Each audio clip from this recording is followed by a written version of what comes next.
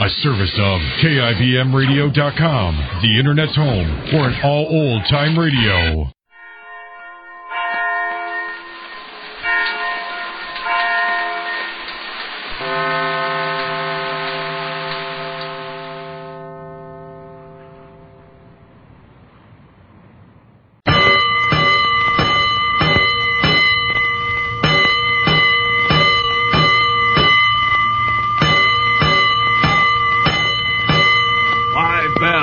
Stand by all stations. Attention, all districts. A 5-alarm fire. 5 bells. Move in immediately. That's it. Let's go. Let's go. Firefighters.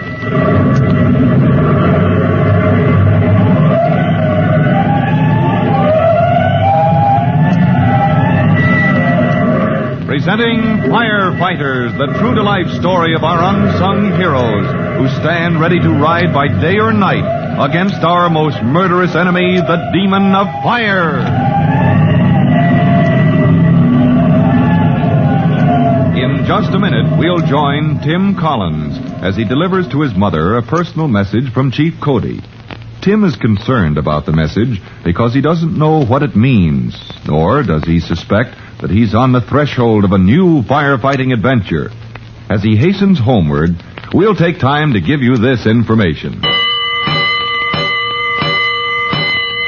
Let's go, firefighters. Let's go to the home of Tim Collins, rookie fireman, who has a message to deliver to his mother, a cryptic message from Chief Cody. Only a moment ago, you remember, as Tim was going off duty, the chief called to him. Oh, Collins, you going home now? Yes, sir. Well, when you see your mother, Collins, just tell her it can be arranged, will you? Sir? Well, what can be arranged? A little matter she phoned me about. She'll understand. She phoned Chief Cody today? She did? Well, about what, sir? Now, don't put me through the 3rd degree, Collins. You'll hear all about it when you get home. And all the way across the city to his home, Tim wonders... Oh, good grief, what are the Collinses up to now? But he doesn't find out right away, because when he charges into the house... Hey, Mom! Mom, I'm home. Hello, Tim. How's the boy? Oh, Cousin Ellery! Oh, what are you doing here? Surprised, are you? Oh, you're a sight for sore eyes, Ellery. How's everything at Upper Falls? Well, in some ways we can't complain. Been a dry season, but the stock seems to be weathering it. And the folks? Couldn't be better, Tim. Couldn't be better. Young Pete still wants to be a farmer, does he? Yep. Follows right in my footsteps. Raising a calf of his own this year, Pete is. Oh, Jimmy'd get a kick out of that. Where is Jimmy? Have you seen him yet? Yeah, him and Trudy. Seen them both, Tim. Your mother sent him down to the store. Oh. You're staying here overnight, of course. Oh, yes. Yes, been here most of the day, matter of fact. Waiting to hear from Chief Cody. Oh, that reminds me. The chief sent a message to Mom. I can't make any sense out of it, but A message? Well, maybe that's for me, Tim. Your mother, she called the chief this morning. Oh, well, whatever it is, the chief says it can be arranged. Well, now, there's a load off my mind. Busy man like Chief Cody, well, he can't sit down past the time of day with every Tom, Dick, and Harry that comes along. You want to talk to the chief, Ellery? I got to talk to him, the way things are going. And your mom, well, I knew she could fix it so I could see him tomorrow. Oh, of course. Chief Cody was Dad's best friend as long as Dad was on the fire department. But what's it all about, Cousin Ellery? Well, now I'll tell you. Might as well run through it again, just the way I'll put it up to Chief Cody in the morning. Mm-hmm. You see, Tim, out at Upper Falls, the boys have elected me chief of the department. And so, next morning, Cousin Ellery is in Chief Cody's office explaining his problem. And with the season so dry, it's a pretty bad situation, Chief Cody. Yes, I know, Mr. Collins. I read the reports from around the countryside. Of course, Upper Falls is only 20 miles out of town, give or take a quarter mile so. But it's a real farm country. I've seen it. Outside the village itself... Oh, the village is no problem. The firehouse, that's where we keep the pumper, that's right in the village. But it's the farms and the woods. And in a dry season, even if your engine gets to the scene of a fire in time, you can't be sure of finding water. Chief Cody, there's times that we lay out as much as half a mile of hose to get water from some pond.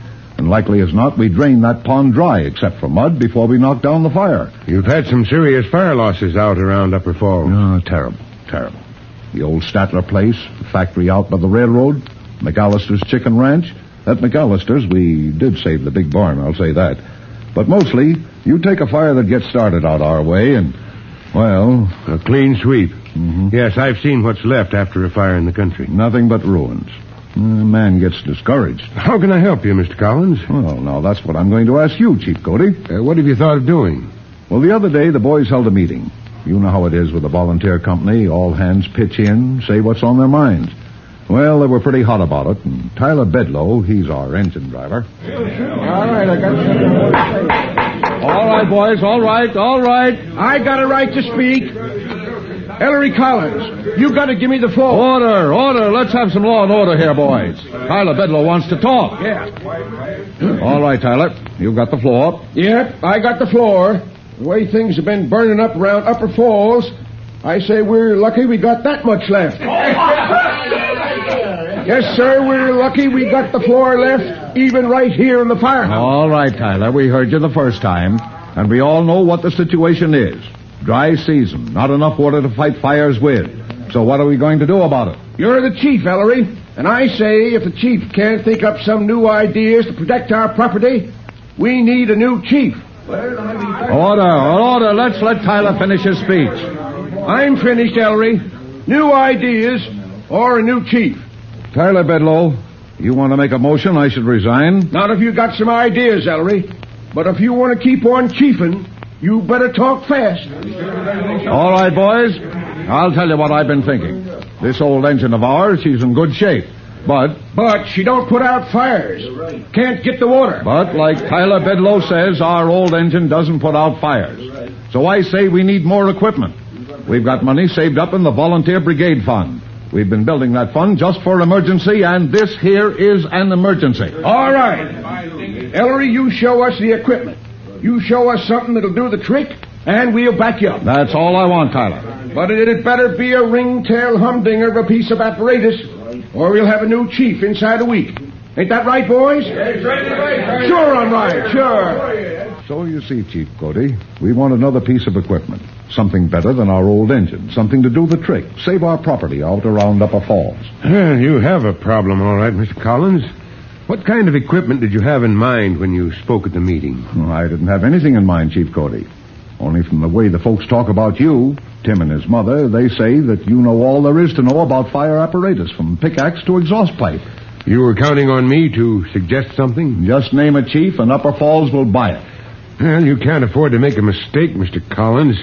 I'd have to look over the situation before I gave you any answer. Well, Chief, Upper Falls is only 20 miles out of town, but, well, I don't suppose that you're a busy man. Well, it is hard for me to get away. If it weren't such a short notice, my deputy could take over, but...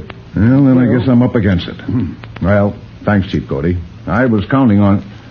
Well, thanks just the same. Well, now, hold on a minute. Sit down. I ought to be getting back to Upper Falls. Got to face the music. I didn't say we can't help you at all, Mr. Collins. Then you thought of something? Well, there's always a way when... Oh, Glover! Well, where's that clerk of mine? There's somebody in amongst those filing cabinets in the outer office. Is that... Oh, there you are, Glover. Get me young Collins's timesheet. That's Private Collins. Engine Company 209. Tim? You mean Cousin Tim, Chief? I do. He has some furlough time he's been saving up. And if he wants to use it visiting his cousin in Upper Falls... Well, Mr. Collins, if you can arrange it with him, he's your man. And late that evening, Cousin Ellery's car with 2 passengers and their baggage enters the village of Upper Falls, bound for the Collins home. As the speeding car jounces over a hump in the road, Cousin Ellery calls out. That ought to wait, Jimmy. Oh, no. He never stirred. Yeah, plenty of spring in that back seat. Good for sleeping if he doesn't bounce off. Even that wouldn't wake my kid brother. He knocked himself out rushing around to get packed soon as Mom said he could come. You know, I think we'll just stop by the firehouse. It's right close by before we go out home. I'd like to see it, Cousin Ellery. I say, she's all lit up. Oh, the engine must be out. Yeah. There she is, Ellery. Coming down the North Road. Well, of all the luck. I'm out of town just one night, and this has to happen. Yeah. Well, Tim, looks like you'll meet the boys sooner than we thought.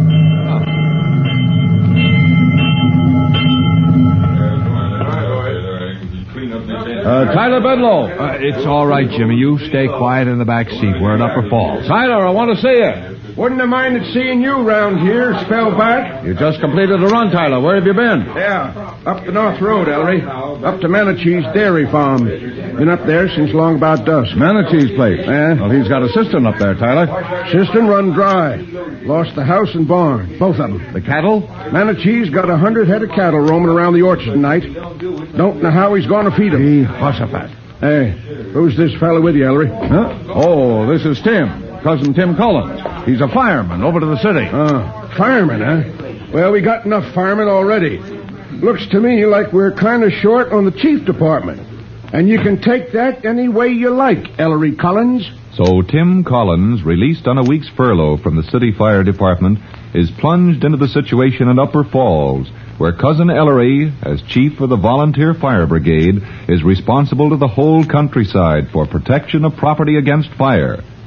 If Tim is to help relieve the heavy burden of fire loss, always a serious problem in the country, and now made worse by lack of water caused by the dry season, well, Tim must move fast. For his first experience at fighting fire in the country, listen to our next true-to-life episode of The Firefighters. In just a moment, Chief Bob Cody will tell you, boys and girls, how you can help the firefighters in your own town.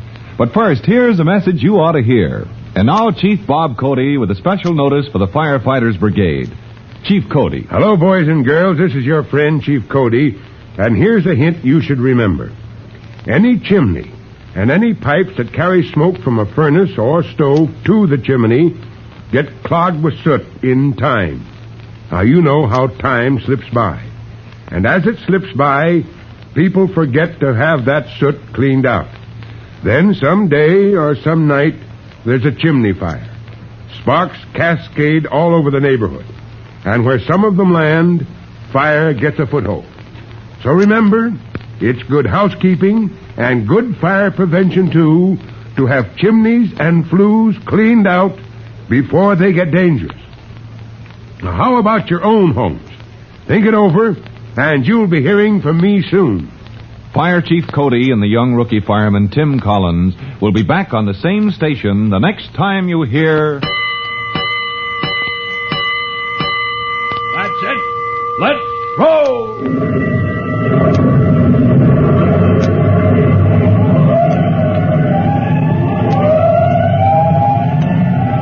Let's go! Firefighters!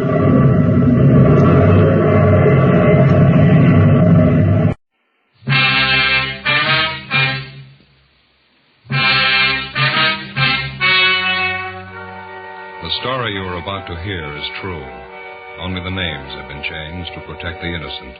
Fatima Cigarettes, best of all long cigarettes, brings you Dragnet.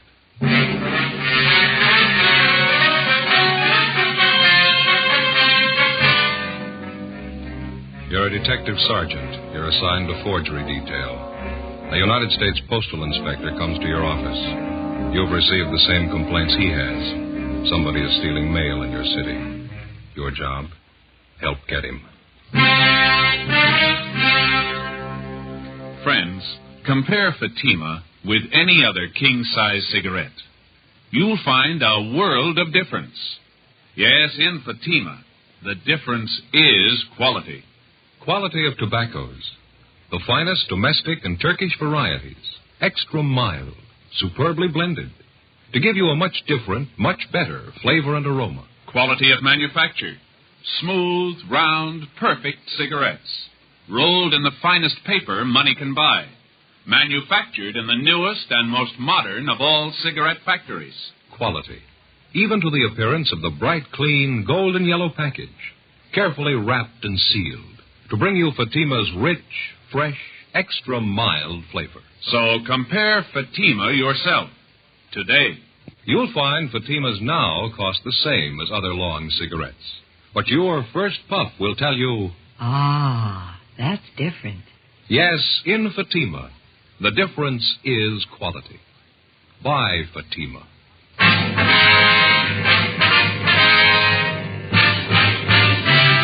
Dragnet, the documented drama of an actual crime.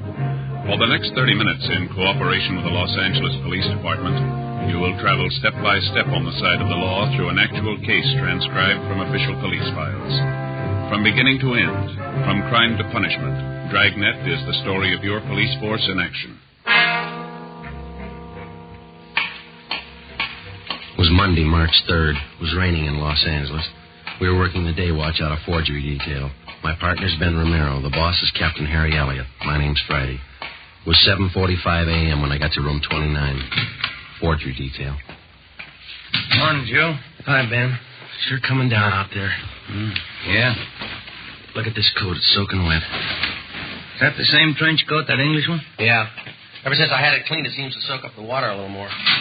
Does it leak? Oh, no. It just seems to take on a little more water. Keeps me dry. Got something to show you, Joe. Yeah? Remember that old raincoat of mine used to leak up through the seams over the shoulders? Oh, yeah, sure. Take a look at this. What do you got there? Pretty neat, huh? Yeah, what is it? My new raincoat. Never know, would you? Small, compact, the whole thing's hardly any bigger than a pack of cigarettes. Not bad, huh? Yeah. Where'd you get it? Wife bought it for me. Amy says it's a regular full-size raincoat, size 40 long. Amy says, so didn't you try it on? Oh, no, you know how they make something like this. It's made out of plastic. Size isn't too important. Just a plain coat. Slips right on over your suit, just like any other raincoat. I know it'll fit. You haven't worn it yet? No, it hadn't started to rain when I left home.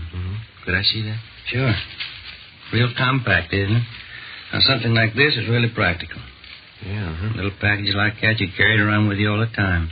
Never take up any room at all. Yeah. What's it look like? Just like that little pouch there. Same stuff. It's transparent, you know, regular plastic. Well, could we look at it inside? Okay, let's see. Well, here, you better do it. Yeah, okay. Well, you just unzip it here. Sure is compact, isn't it? Yeah. There we go. Look there, Joe. All folded up nice and neat. Yeah. Sure is lightweight, too. Plastic's great, isn't it? Fine, yeah. There we go. Full-size raincoat. See there? Fits fine. Never know a full-size coat would go in a thing like that little pouch there, would you? It's no bigger than a tobacco pouch. Yeah, that's pretty good. You ought to try it on, Joe. Never know you had anything on. Sure is light and nice. Yeah, I can see. Now we just put it back in the pouch till I'm ready for it. Let's see now. Collar goes up. Front folds in like this. No, that isn't right. Goes this way. Let's put it down on the table. That'll be better. Yeah, that's better. Now, here we go. Now, we fold the arms in here. Now, the bottom part comes up this way. Now, we fold it over and again. Easy, isn't it? Just follow the crease marks and you're home, Joe. Yeah. Now, if you'll hand me that little pouch, Joe. Oh, yeah. Here you go. Oh, thank you. Now, no, I guess that's too big. Well, we'll make one more fold, right? Yeah. Well, it's small enough this way, but it's too fat, isn't it? You better watch it there. You're going to tear that little sack. That's funny. I folded right over the old creases there. Too fat, isn't it? Yeah. Well, couldn't you just carry it in your pocket like that without the pouch? Sure, that's it. I'll slip it in my coat pocket. No, that won't do, Joe. It bulges right out. It's kind of springy. It jumps out, just like a piece of pongee silk. Yeah, it seems to. Well, it's still lightweight and easy to handle. Sure. Plenty easy to carry just like that, anyway. Yeah. Well-made little pouch there. Seems a shame not to be able to use it. You smoke a pipe? No, you know that. Just cigarette. Yeah, I'll find some use for it. Probably 100 things a fellow could use a little pouch like this for if he could just think of them right off. Yeah, that's right. Riley, Romero, you want to step in here for a minute? Right, Captain. You fellows know Inspector Smith, Post Office Department? Sure, how are you? Romero? Good to see you, Leo. How you doing, Joe? Sit down, won't you? Thank you. Thanks very much. Inspector Smith's over here on that mail thief case that we've been working on. Oh, yeah. Did you receive those reports we sent over to you yesterday? No, I haven't been to the office yet. Came straight over here. Well, Burglar returned it over to us yesterday afternoon. Ben and I ran it down. Seems to us like it might fit in somewhere here. Miller and Ashton have probably got your reports now. I was just going to call in. You mind filling me in on it? Apartment house over on Alvarado. Landlady reported a theft of part of a mailbox out there. Yeah, somebody stole a master panel off the front of the community mailbox at the apartment house. Figure it must have happened sometime during the night. Oh, yeah, I believe we got something on that, too. A postman on the route reported it. That's how he's getting into the mailboxes. Steals the front panel, makes a key for himself, and then on, he's in business. Smart guy like we're after could put a key like that to good use. It fit a great many different mailboxes around town. Yeah, it's the same M.O. We've been on this guy for a long time. He pulled the same thing down in San Diego, was knocking down about $2,000 a month. Then he laid out. Now he's at it again up here in L.A. Mm-hmm. Well, as you know, we've been getting reports of the thefts and the passing of the checks about 10 days ago. Yeah, I know. We've got 5 checks passed by this same thief, according to handwriting analysis. We know it's the same guy. Talked to the victims and the bank tellers. Description of the guy seems to tally with what you people have on him. Yeah. There's just one thing we haven't been able to piece out yet. What's that, Joe? When he steals a check, how does he know what bank to pass it on? Well, I think we got the answer to that one. Well, let's say that he steals a letter, and we know he doesn't only hit the community mailboxes. Sometimes he goes to a private residence, fishes the letters right out of the mail slots in that case. Yeah, he's got some kind of a gimmick he gets down in those slots with. Yeah, that's what we figure, Leo. Well, we'll say after he's got a letter with a check in it. Now, it's easy enough for a good forger to put an endorsement on it, but how does he know what branch of the bank to pass it on? Well, at some time or other, he's stealing bank statements as well. Mm-hmm. Or maybe he's just lucky. At the time he steals a check, there's other mail in the box, too. The victim's bank statements. Well, as far as that goes, I suppose he's stolen more than once from the same party. He could probably get away with bank statements easy. Well, that's it. People never seem to report anything missing in the mails until weeks after it's happened. It's easy to see why. They're not sure anything's wrong until they wait several days. They don't want to bother us in the case of anything routine like monthly bank statements. And in the case of a check, well, sometimes it's from a relative or someone who owes them money, and they don't want to embarrass them by writing or calling to find out about it. Well, I suppose in the case of anything like a dividend check, we got a couple of those, Leo. Mm-hmm. The people who lose them just don't think it's time for them to arrive yet, so they just wait, huh? That's it. And that's why he's been so successful. Plus the fact that it takes about a week for any kind of check to be processed through central clearing at any bank, and then, too, the bank wouldn't necessarily know that anything was wrong at that time. Until the bank receives a complaint from the party who missed the check, they couldn't have any way of knowing that anything was wrong. That's right. Tell them what you were telling me this morning, Leo. Well, you people aren't in it deep enough to know this yet, but this guy's been hitting the same branch bank maybe 2-3 times in a row. Not here in L.A., had he? No, not yet. It looks to us like he's just started up his operations here in town. That's the way he worked it down in San Diego. Well, it's easy enough to figure. If he got a teller in some bank to go along with him, someone who didn't suspect him, and since the victims reported so late, he could get away with it at least that many times at the same bank, couldn't he? Yeah. If people report missing mail immediately, they make it a lot tougher for the thief. That last name on him still good? Harvey Fletcher? That's what we're going on, yeah. We've got bulletins out to all the banks carrying that description on him. Any change there, Leo? WMA, average build, 150, 160 pounds, gray eyes, about 32 to 35, well-dressed, carries a briefcase. Likeable personality. That's what we got on him. Oh, there's a little something we picked up yesterday from a bank teller. She told us the man had long sideburns, for what it's worth. You might add that. Okay. Don Myers in handwriting has checked through his files, Leo. They haven't got anything on him. And the stats office hasn't been able to make him on his M.O. Well, we know you people are doing everything you can for us. We appreciate it. Yeah, I wish we could do more. That name, Harvey Fletcher, of the 5 checks that we've got on the guy, according to handwriting analysis on him, he's only used that name once. Rest of the time, he signs the same last name as the payee's name on the face of the check. He passes himself off as a brother, husband, or some relation to the rightful payee. Yeah, that's what's taking in all those bank tellers, plus a smooth personality. He's cool, collected, all the confidence in the world. Yeah, that figures. Yeah, we got one day before yesterday with a little different twist. Isn't going to help us any, but here's the way he's working it in some cases. He deposits a large check to the victim's account, then he only takes out a small portion in cash. Throws the tellers off even more. Here's those photostats, Leo. What's this? Copies of the last 5 checks that we got on the guy. Oh, yeah, thanks, Harry. Maya says they're all in the same handwriting. Is there anything else we can do for you, Leo? We've got all the banks in the area covered, got bulletins out on them. Well, that's fine. Don't think we've overlooked anything. Patrol units have been alerted. With this latest theft of that mailbox panel, it's too bad we can't localize his operations a little. Leo, didn't you say that if he makes a key, that key would fit any number of boxes in the city? We couldn't pin him down to one neighborhood, could we? That's right. That key will work on different mail routes. He probably knows the neighborhood around Alvarado is hot now. He'll leave it alone anyway. It's impossible to stake him out on the actual thefts of the mail. It's too bad we can't get to him through one of the banks when he cashes them. Well, your manpower and ours put together couldn't cover all the banks in L.A. at one time, but we've been spot checking throughout the city, hoping maybe to tab him just by luck. We might get a break from one of our bulletins, maybe some tellers about him.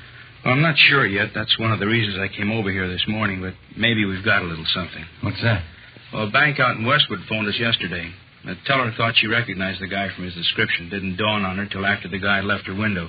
She rushed out in time to get the license number of his car. Well, maybe it's a break, huh? Yeah, it looks pretty good.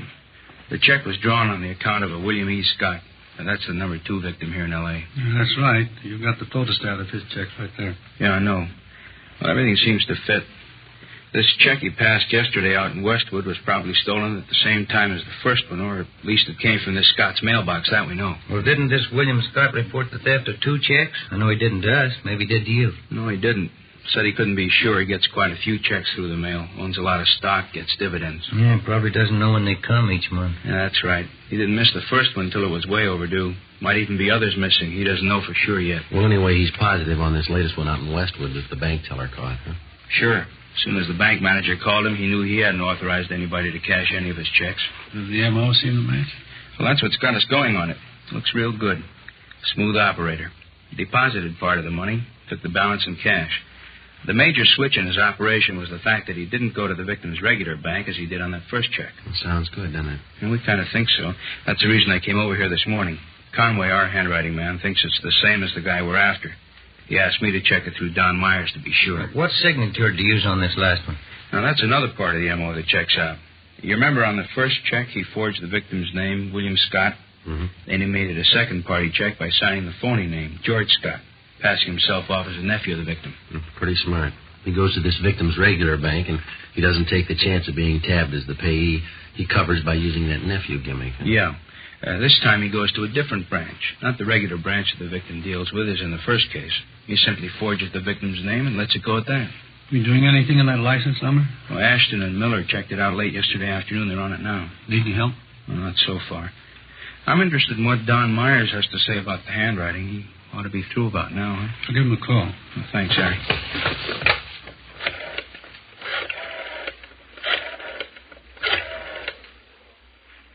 Hello, Don. Who's this? This is Elliot. You know if Don's checked that stuff through for Inspector Smith yet? Okay, thanks, Lon. No, that's all right. We'll get to him. Don was called out of the office for a minute. That was Sloan. He says he's sure Don's finished with it. Oh, fine. You say when he'll be back? He just ducked down to Thad Brown's office for a minute. I'll call down there for you. Well, that's all right. I'll walk down there myself. I need the exercise. Okay. Go and I'll walk on down with you. Oh, swell. Let's go. All right. You fellas will be back here once. Well, sure, as soon as I check with Myers. All right.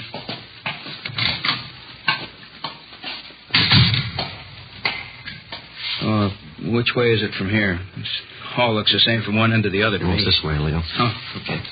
This affects you like the federal building does me. I get all turned around up there. Yeah. Well, those fellas down in San Diego had a rough go on this thing. Yeah, I was talking to McGuire and Ormsby down there just the other day. They said they were going around in circles on it. They broke a lot of ground for us. Checked out a lot of suspects, cleared them. Checked out all that stuff that Brereton from CII sent down. Yeah. You know how thorough that guy is. It figures they've done a lot of legwork. Friday, you say you just talked to him down there? Yeah, that's right, Leo. Well, then you know about all those bulletins they got on the guy. Description, exemplars of his handwriting. Mm-hmm. Sent them to every police department in the United States. It's a big job. Mm-hmm. I'll go get Don. It's right in here. Thanks, Joe. Right.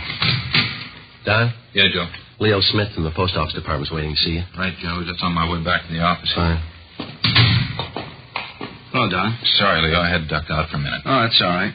Say, did you get a chance to look that Scott check over? Yeah, I did. Got a couple of things to show you back in the office. Okay, fine. Was Conway positive on this one? Well, he said he felt we had the right man, but he wanted your opinion to be absolutely sure. I couldn't be positive, but I think maybe he's your man. There's a great similarity, but too much pressure on the downstrokes. The ye's, the yo's. Just not too sure.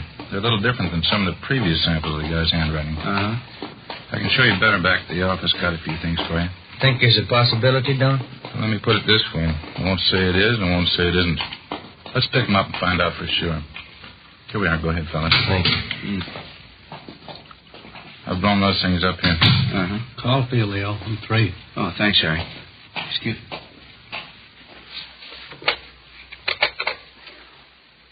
The Smith talking. You did? Uh-huh. We did.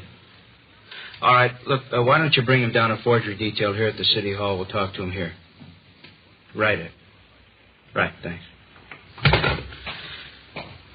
Well, looks like the end of the trail. That was Ashton. He and Miller picked him up. He's our man, admitted the forgery. Looks like San Diego did all the work and we get all the luck. Anyway, we got him.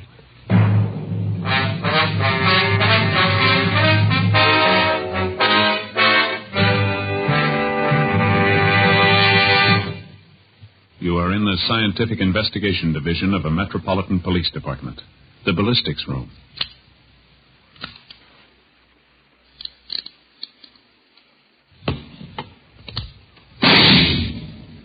You have just heard a test bullet fired from a .38 caliber revolver found in the possession of a suspect. The test slug is removed from the ballistics box and compared with the slug found at the scene of the crime. There they are.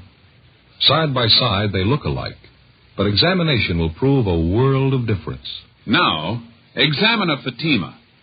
Compare it with any other king-size cigarette. Side by side, they'll look alike. But right away, you'll find there's a world of difference. Yes, in Fatima, the difference is quality. You see, Fatima is the quality king-size cigarette because it contains the finest domestic and Turkish tobaccos superbly blended. And Fatima is extra mild, with a much different, much better flavor and aroma than any other long cigarette. So compare Fatima yourself. Fatimas now cost the same as other long cigarettes, but your first puff will tell you... Ah, that's different. Yes, in Fatima, the difference is quality. Ask your dealer for Fatima, the quality king-size cigarette. Best of all long cigarettes. Start enjoying Fatima tomorrow.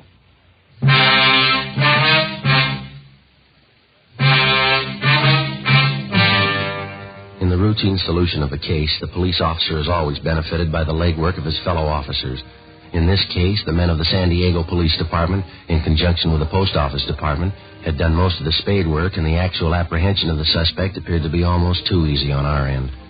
Even though Ben and I hadn't participated in the physical arrest of the suspect, we felt the same gratification for the speedy solution of the case as did the postal authorities. Monday, March 3rd, 3:27 p.m., Miller and Ashton of the Post Office Department brought the suspect in for questioning. The prisoner was turned over to Inspector Leo Smith. Ben and I sat in on the interrogation. Carver Gleason, that's your true name? Yes, sir, it is. You say you've never been arrested before? No, sir, I never have. Now, you know we're going to check that out. Yes, sir. All right, now let's go over it again. The same way? That's up to you. We want the truth. I've told you the truth. You asked me questions about stealing mail, about forging checks. You said I was down in San Diego. Well, that's not true. None of it's true. Have you ever stolen from the mails? No, sir, I never have. I know this is a pretty serious offense. What makes you think forging isn't? Is that what you're trying to say? No, I'm not. I didn't say that, but this was the first time I've ever done anything like this. I didn't even think about the consequences. Should have thought about them. When's the last time you were in San Diego? I've never been there. I don't even know for sure where it is. How long you been in Los Angeles? About 3 months now. Where's your home? Akron, Ohio. How old did you say you were? 25. And what have you been doing since you got out here? Well, that's just it. Nothing. Can't find a job. Well, how you been getting by? How you been living? Been staying down at the YMCA. Hope Street, I guess it is. What have you been doing for money? Well, my folks gave me a little when I left Akron. Thought I'd have a job by now. I didn't want to write home for any more, so when I found that check, I figured I could get away with it. I needed money, and I cashed it. And where'd you say you found it? Over on, that street out that way, La Cienega. Is that how you say it? La Cienega, yeah. Now, what were you doing out there? Well, I was answering an ad in the classifieds, trying to find a job. I had to park the car down the street from the place, and on my way back, I found this check on the sidewalk right near the bank on the corner. Where'd you get the car? It's my father's. The car's registered in your name with California plates. How do you explain that? Well, the folks told me when I got to California to go right to the authorities and register the car if I was going to stay so I wouldn't get in any trouble. That's where part of my money went. You got anything else you want to tell us? Well, I did it. I admit that. Mm-hmm. I want to make it up somehow. The check was for $57. I gave the men that arrested me 50 of it, and I spent $7. Yeah, that's all on the record. I did wrong. I'll pay the $7 back. Well, you can take that up with the judge, Gleason. Friday, Romero, you want to step outside with me a minute? Yeah, right. Gleason, you wait here with that officer. Yes, sir. What do you think?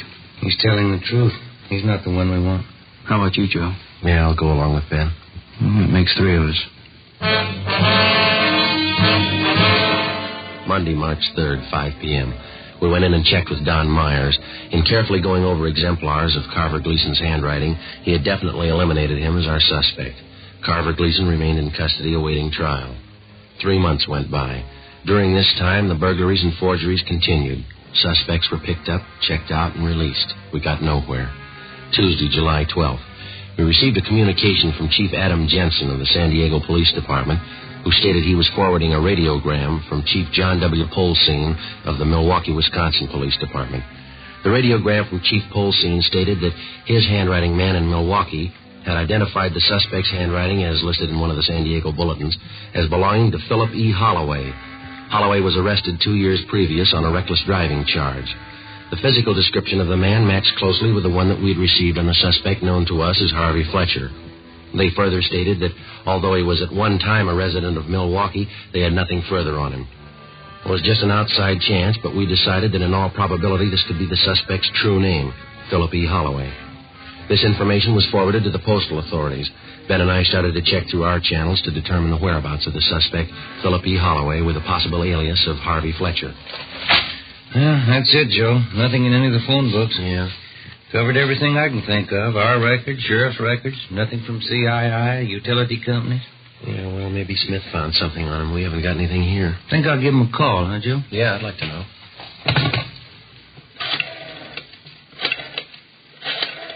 That's extension 664. Yeah, I know. Yeah, 664. Hello, Inspector Smith, please. How's that? Oh, I see. No, that's all right, thank you. He's on his way over here. He left 5 minutes ago. I sure hope he's got something. Joe, Ben? Hi, Leo. Think maybe we ran it down. Good. How'd you do it? Through the Postal Service? Yep. Didn't figure, did it? Well, we didn't think he'd stay put long enough to have a permanent address. Well, he's been on the move, but we got the last known address on him. Received mail there 2 days ago. You want to check with Don Myers? He's been working over those exemplars Milwaukee sent us. I just did. Called him about 15 minutes ago. Oh, we just got back from R&I. What do you have to say this time? Well, he and Conway agree all the way this trip. Yeah? Holloway's our man. Together with the postal authorities, Ben and I helped in the 24-hour surveillance placed on the suspect, Philip E. Holloway. Our findings disclosed that he was living in a modest apartment house, and he was employed by a local vacuum cleaner company as a door-to-door salesman. This type of occupation would enable anyone to have suspicion-free access to any and all types of home mailboxes. The first 3 days of the surveillance failed to disclose any further incriminating evidence. Thursday, July 17th, fifth day of the 24-hour surveillance, 2:30 p.m. Holloway came out of his apartment building, got into his car, and drove approximately 4 miles to the Echo Park residential district. He parked his car, got out, and went up the steps of a small apartment house. Together with Inspector Leo Smith, Ben and I followed him. You want to pull up here, Ben? This is good. Yeah, all right. Yeah, he's going for that mailbox, isn't he? Yeah. He's got the key, opening the panel. Not a worry in the world. Broad daylight. Look at that. Yeah. He's got all the letters out of the box, got them in his pocket. On his way back to his car. Leo, there's a bank right up there on Sunset, see? Okay, let's stay with him. How's it look, Joe? You can see up ahead there. Is he pulling out? Wait a minute. All right, let's go.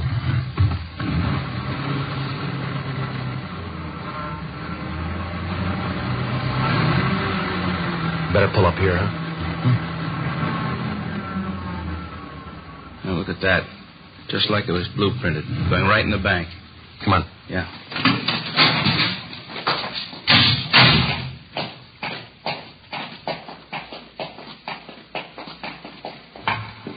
Joe, you see him? There he is. Second window. Let's get in line right behind him. All right. Yes, sir. May I help you? Yes, I wonder if you can cash a check for me? Yes, sir. Would you endorse it, please? Sure. There you are. As you can see, this is one of my mother's checks. I guess I can cash it all right for her. Do you have any identification? I'm sorry, I don't. I'll say I have this envelope the check was mailed in. Will that do? Yes, I think that's all right. How would you like this, sir? He doesn't want it anyway, miss. Just hold that check for us, please. Postal Inspector. Yes, sir. I beg your pardon. I believe you're making a mistake here. No, there's no mistake. Come on, step over here. Shake him down. I don't understand all this. That key you used over there on Baxter Street, that the one you made from that panel you stole over on Alvarado about 4 months ago? You know about that, huh? Yeah, we do. I did all right for a while, didn't I? That key angle's a pretty good one, isn't it? There isn't a lock in the world I can't make a key for. We got one in mind you might have trouble with.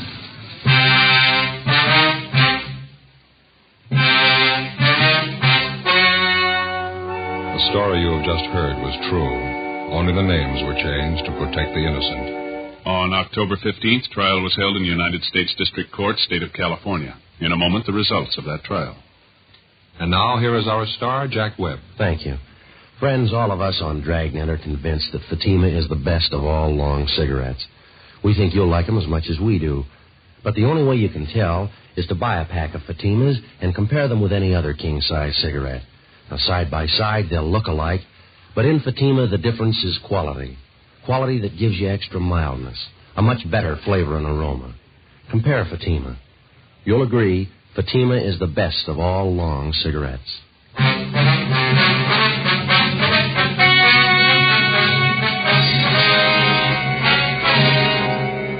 The suspect, Philip Elwood Holloway, was found guilty on all counts. He was sentenced to 10 years in the federal penitentiary. 5 years of his sentence was suspended, and he was placed on probation, one of the conditions being that he make restitution of the stolen money. Ladies and gentlemen, accidents of all types kill more persons from 1 to 35 years of age than does any single disease. America's homes and children can best be kept safe if every father, mother, and child develops the personal responsibility to know and observe home safety rules. Make home safety a family affair. Be careful. The life you save may be your own.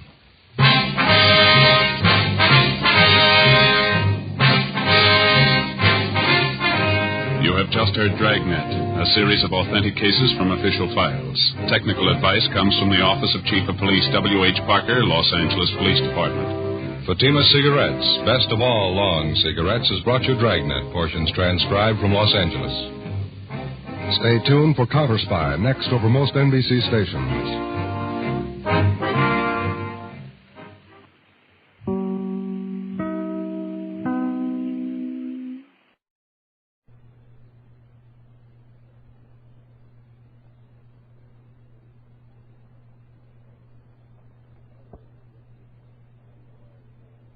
My name's Jeff Regan. I'm the Lion's Eye, his private eye.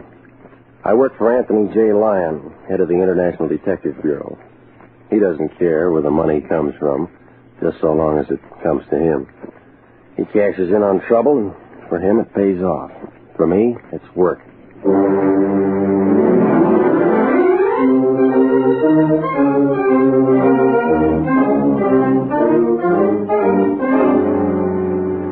Here's the kind of adventure you've been waiting to hear. Hard-boiled action and mystery with radio's most exciting private detective, Jeff Regan. So stand by for trouble and suspense in tonight's story of The Prodigal Daughter. And now, here's Jack Webb as Jeff Regan.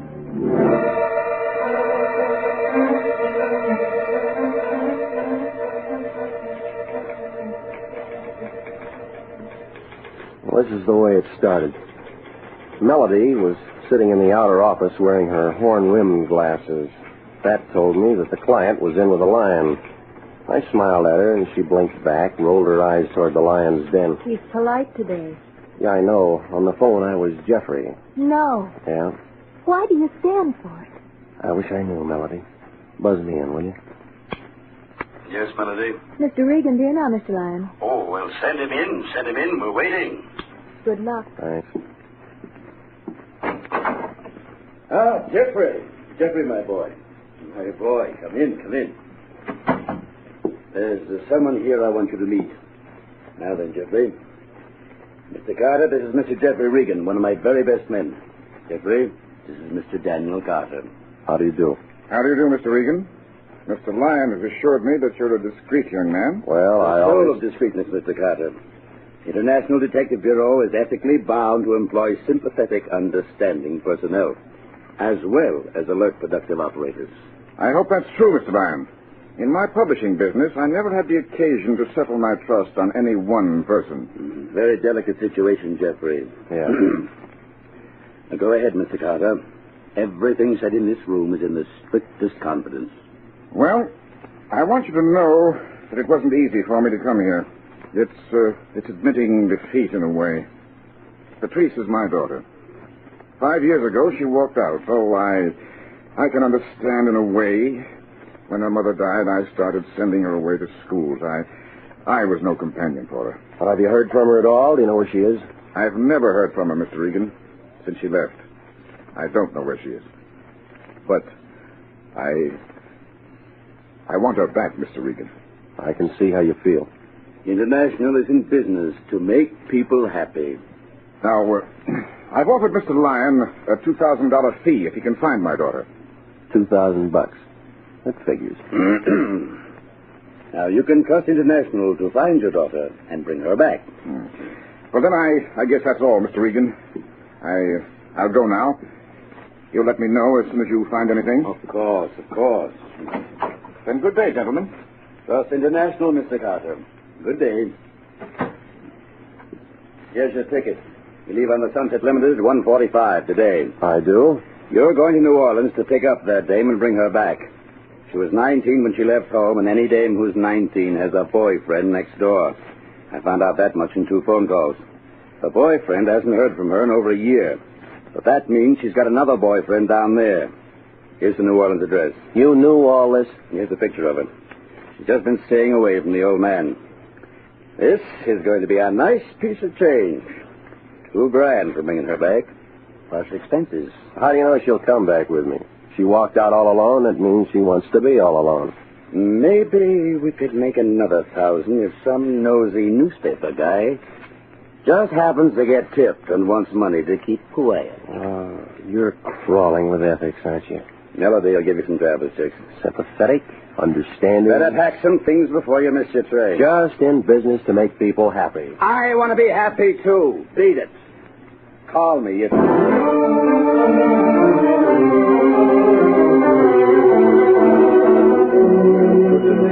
Cotton boys, here's just one thing I'll say right now. They serve the most delicious oysters, and Charlie had to go racing. 2 days later in New Orleans at the Roosevelt Hotel, home of the original Ramus Gin Fizz, I figured it would take a lot of fizz to pull away that southern heat, but everybody in the lobby seemed cool enough in linens, tropicals, and seersuckers, except me and a big perspiring man leaning against the CNS ticket counter. He smiled when he saw me and came across the lobby holding out his hand. Well, I'm really glad to see you. We thought you'd never get here. Nice trip? It was all right. See, the rest of the boys are headquartered in E10. They're mighty anxious to meet you. They are? Mighty anxious. Delta Cotton Growers are going to make it or break it at this convention. Now, I want to... He was talking real sincere and bent over to make a gesture. The accent was phony, but the bulge inside his double-breasted gabardine coat was real enough. It was a .38 automatic. I see. I'll take you up right now. Why don't I meet you up there later, huh? Well, all right, if you'd rather. That's room 810. I'll go out and get a bite and meet you. You do that. About an hour. Clerk. Yes, Mr. Regan? How long have the Delta Cotton Growers been in town? Delta Cotton Growers? Uh-huh. Why, they had their convention last May.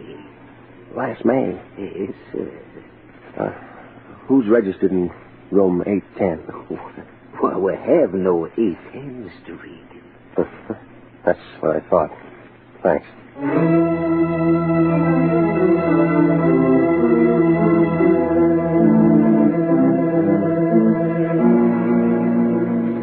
What do you do with a big man, a phony accent, .38 automatic, and no Delta Cotton Growers convention? You tell me. 2 hours later, in a fresh shirt and a wrinkled suit, I was still working on that one as I climbed the stairs to the Ursuline Street address where Patrice Carter lived. It was one of those dirty, unpainted apartment houses in the French Quarter, full of heat and low-watt light bulbs.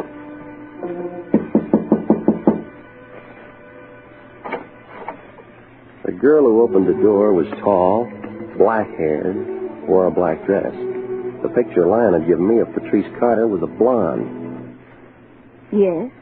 My name's Regan. I wonder if I could see Patrice Carter. Huh? Patrice, you're a friend of hers?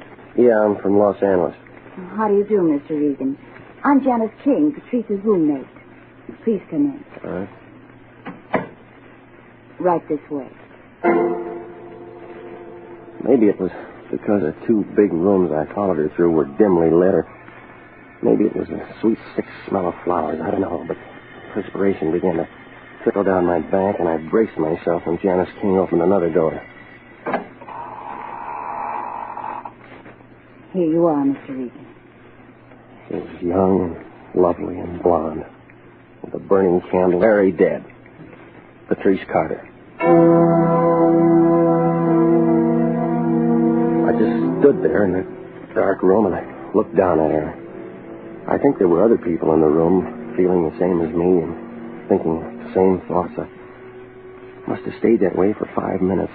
Then I felt Janice King touch my arm.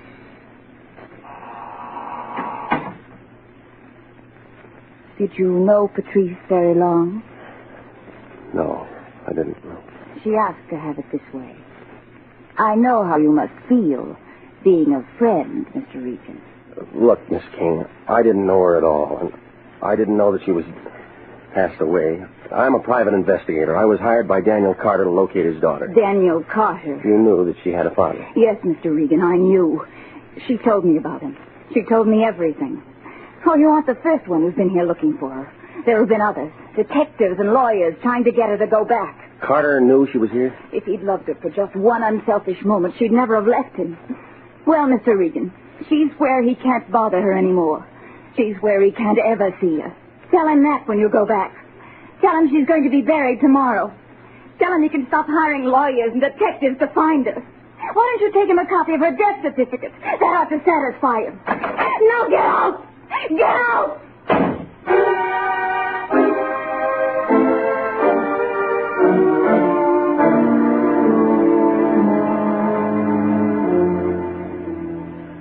Well, the whole thing had looked too easy right from the beginning.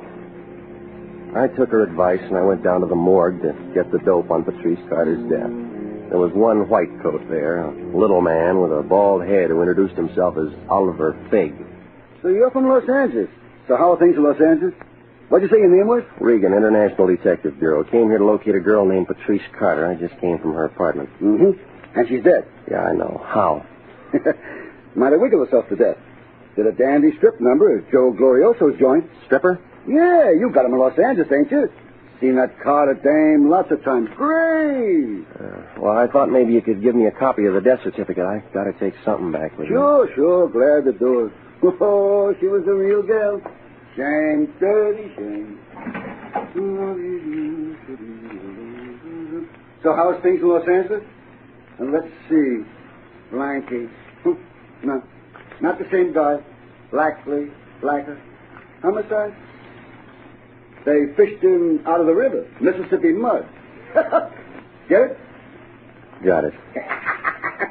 Well, how are things in Los Angeles? Here you are. Carter. Patrice Carter. 731 Ursuline. Mm-hmm. Coroner's report referred to Dr. Emmett Swarzy. Here you are. Dame died 3 days ago of leukemia. Let me see that. Sure. Leukemia?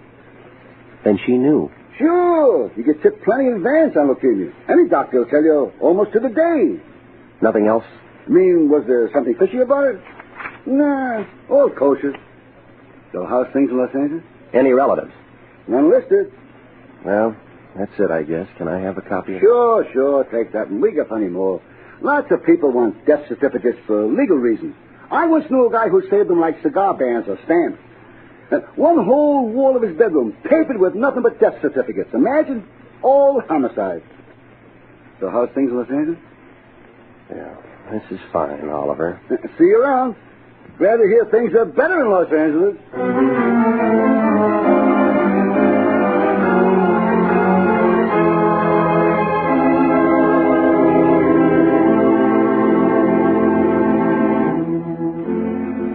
Wasn't anything more to do after that but go back to the hotel and try to get a reservation out of town.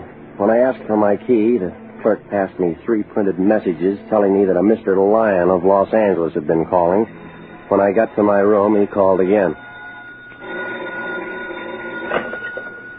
Regan, is that you? Where you been? Keep your shirt on. Come on, tell me. Did you see her? Yeah, I saw her. What'd you say? She Gonna play ball? How soon are you coming back? She didn't say anything, and we aren't coming back. What do you mean? She's dead. What? D-E-A-D. Dead. She can't do that. It happened 3 days ago. Leukemia. Now, wait a minute. Old man Carter's paying us $2,000 to bring her back. They're going to bury her tomorrow morning, and they don't want any interference. She was laid out. Her roommate laced me up and down for working for the old man. Name of Janice King. Good-looking brunette. I told Carter we'd bring back his daughter, and we will. There's $2,000 in this, and you know how I feel about money. Yeah, I know. So get busy. Now, look. I've done a lot of dirty, rotten things for you, but he's an old man, and he's sick, and I'm... And he doesn't wear dark glasses because it's a sunny day. He's almost blind. Now go on over and get that roommate and bring her back. He'd never know the difference. No, I won't do it. Offer her $500 to come here and pose as Patrice Carter for a week. And she could take a powder. I won't do it. I'm calling Carter first thing in the morning and telling him you found his daughter and that you're on your way back to Los Angeles. I won't do it.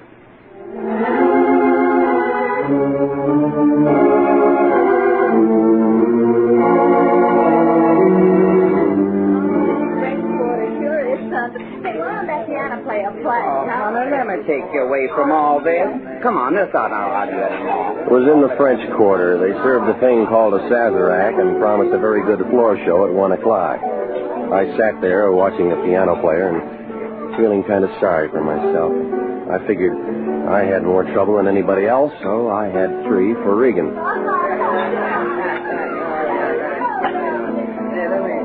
It was about then a tall redhead with a long cigarette holder eased off her stool at the other end of the bar, patted a bald-headed guy on the head, and came over my way. She gave me time enough to get a whiff of her perfume and then leaned into me. Jane? Mm-hmm. Me too. I'm the new headliner. I'm going to dance pretty soon. You ain't antisocial, are you, mister? No, Red. I'm just lonesome for home. Where's that? Los Angeles. Hey, that's a good town.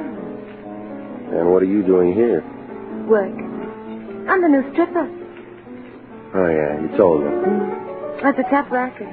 Pick 'em up and put 'em down, put 'em on, take 'em off. 10 years now. That right? How about drink? No, never when I'm working. Later, maybe? Maybe. Are you sure you ain't antisocial? I look all right, don't I? I mean, I ain't slipping. Come here. Let go. No hard feelings, Red. I just want to see your face. You're crazy or something? Come on, stand still now in the light. What's the matter? Something wrong with me? No, not a thing, baby. You're just fine. How long did you say you've been dancing? I've been dancing 10 years. Let go. Oh, hold still. That makeup. You wear it all the time? That's doing my business. All right. You had me scared there for a minute. You oughtn't to grab hold of a girl like that. Red, you mind if I ask you a personal question? Well, now, wait a minute. I just met you. No, it's about your face. What's the matter with my face? Oh, that's beautiful. Oh. Oh, sure, go ahead. That grease paint and makeup. Using it heavy like that for a long time, it's hard to get off, huh? Oh, can't ever get all of it off, mister. When you've been in the business as long as I have, always got to have some of it on. Yeah, that's what I thought. Is that what you wanted to ask me? That's it. Well, you can get more personal than that. You're a screwy, but I like you. Not like you, Red. Thanks. Hey, where you going? What about the drink after my number? Rain check me, Red. I got things to do.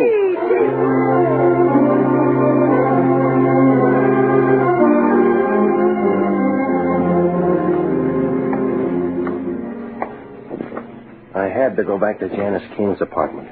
It was a sticky, sick kind of New Orleans night. From one lighted street, I turned off on Ursuline, a darker, dirtier street. I stopped, right in the middle of the block.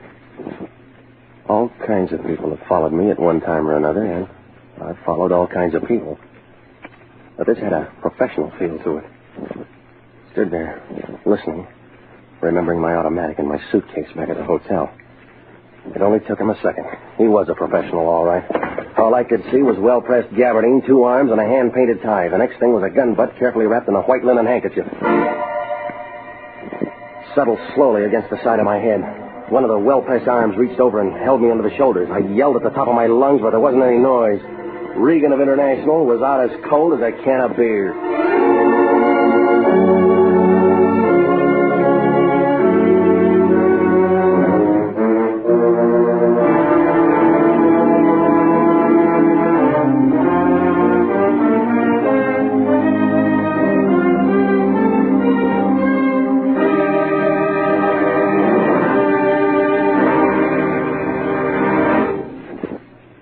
We'll return to Jeff Regan, Investigator, in just a moment.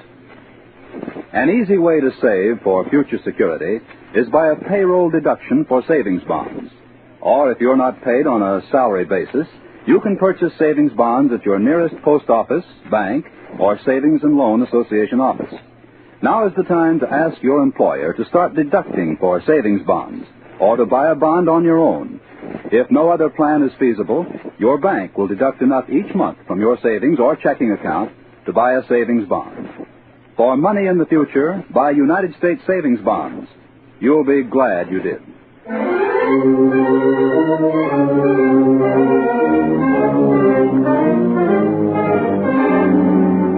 And now, back to the story of the Prodigal Daughter and Jeff Regan, Investigator.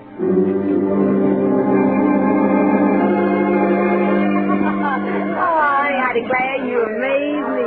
When you look at that, isn't that awful? And him all dressed up like that. We won't pay any attention to him, honey. The next thing I knew, a man in a straw hat and a polo shirt was kneeling down beside me, carefully smelling my breath. Easy now, buddy, easy. You've been making whoopee. Yep, that Sazerac will do it every time. Ooh. You know, you folks visiting down here ought to be more careful. Get your suit all dirty? It hit me on the side of the head. Mm-hmm. Sometimes the side of the head, sometimes the back. No difference at all. Always wind up in the same place, on the street somewhere. Had enough for the night? Yeah, plenty. Mm-hmm. I'll take you to your hotel. Huh? That's my cab. I nearly ran over you. Your first trip? Yeah. Well, you know better next time. Oh. Easy now. Did you see my friend? Big man, gabardine suit. See nobody. Want to look for him? Later. Say, what you hunting for? My wallet. Somebody take it? No, nothing's missing. Everything's right here. Honest town. Oh, yeah, you're so right. Well, you feel better when you get back to your place. Yeah, sure. It wasn't quite right.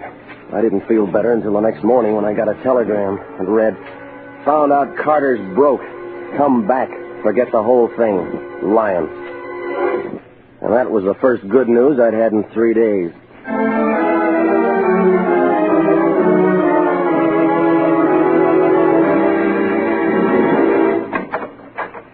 Oh, it's you. What are you doing here? She's buried, gone. Yeah, I know. I came back to see you. Wait a minute. You can't come in here. I just did. What do you want now? You. Yes, you. I was hired to come to New Orleans and bring Patrice Carter back to Los Angeles. She's dead and buried, and you know it. That's what you say. That's what a death certificate says. There's only one thing I learned lately. Don't believe what people say. Don't believe what death certificates say. I don't know what you're trying to do, but Oh, stop it, will you? I know you're Patrice Carter, and I know the girl who was buried yesterday was the real Janice King. And I know somebody's trying to make a monkey out of you and a monkey out of me. Now listen to me. If I have to, I can have that body exhumed. I can go into fingerprints and birthmarks, and a lot of things, but I don't think I'll have to. You see, Patrice Carter wasn't the type to do a striptease for a living. You're just trying to make something out of nothing. I'll call the police and have them arrested. Last night, I ran into the redhead who took her place. She told me what a tough life it is. 10 years of wearing grease paint can be kind of rough on your skin. The dead girl I saw had those kind of marks. The girl I'm looking for couldn't have been in the business that long. Why don't you leave me alone? I don't know who talked you into a thing like this, but it's all wrong. He's an old man now. He's broke and lonely, and he wants to see you. I don't know what your differences are, but I want to take you back. What do you say? He was so off. He hated me. I know he did. I never want to see him again. What's he been telling you? Oh, Tim. Oh, Tim, he knows everything. He doesn't know anything. He'll never know anything. This your boyfriend? He had a phony accent when he tried to shake me down in the hotel lobby. Get out of here, Regan. I played ball, and you had to quit trying. It all fits now. This guy's been holding your hand for the last year. He's been real sympathetic, hasn't he? Get out before I throw you out. He told you how to trade names with that poor kid who was dying of leukemia. He told you to send me to that morgue for a death certificate.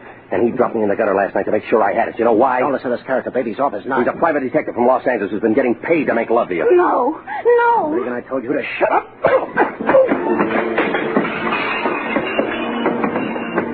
Oh, he was good at the side street work, but this was an apartment. He didn't have enough room to move fast. I let him have the top of my head under his chin for a starter. And then I took a lot of feet in my face, but when he started to cross the carpet pulling for that 38, I saw my chance. She stood there and watched him go down.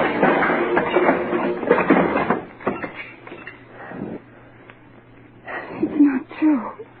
It's not true. You're just here to make more trouble for me. You're just here to make... Am I? I thought I recognized the touch. Here. Here's his wallet. Look for yourself. Here, catch. Timothy Conover, Private Investigations. Well?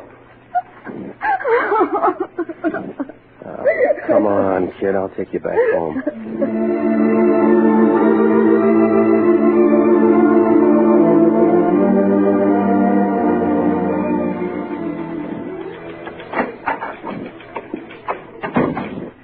You're back. How was New Orleans? Oh, I didn't know you had someone with you. I'll see you later, Melody. The lion in? Yes, but I wouldn't go in. He's in a bad mood. Uh-huh. What else? Come on, Pat. Regan! So you finally got back, did you? I suppose you run an expense account that took a horse. Well, let me tell you that it's all coming out of your salary. We didn't make a nickel on that Carter thing, and who's this? Patrice Carter. How do you do, Mr. Lyon? I thought I told you to leave her down there, because that old schmo was giving us the runaround and hasn't got a nickel to his name. Besides, she's dead. Yeah, she's dead. That's right. Here's a death certificate to prove it. Now listen to me before you blow the rest of your cylinders. I went to a lot of trouble to bring this girl here. Well, you can send her back where she came from, and I'll take her fare out of your salary. On the train coming back, Mr. Regan explained a great many things to me about myself and about you, Mr. Lyon. Well, I wish you'd explain something to me. When I was a baby, my father placed a trust in a large holding company under my name.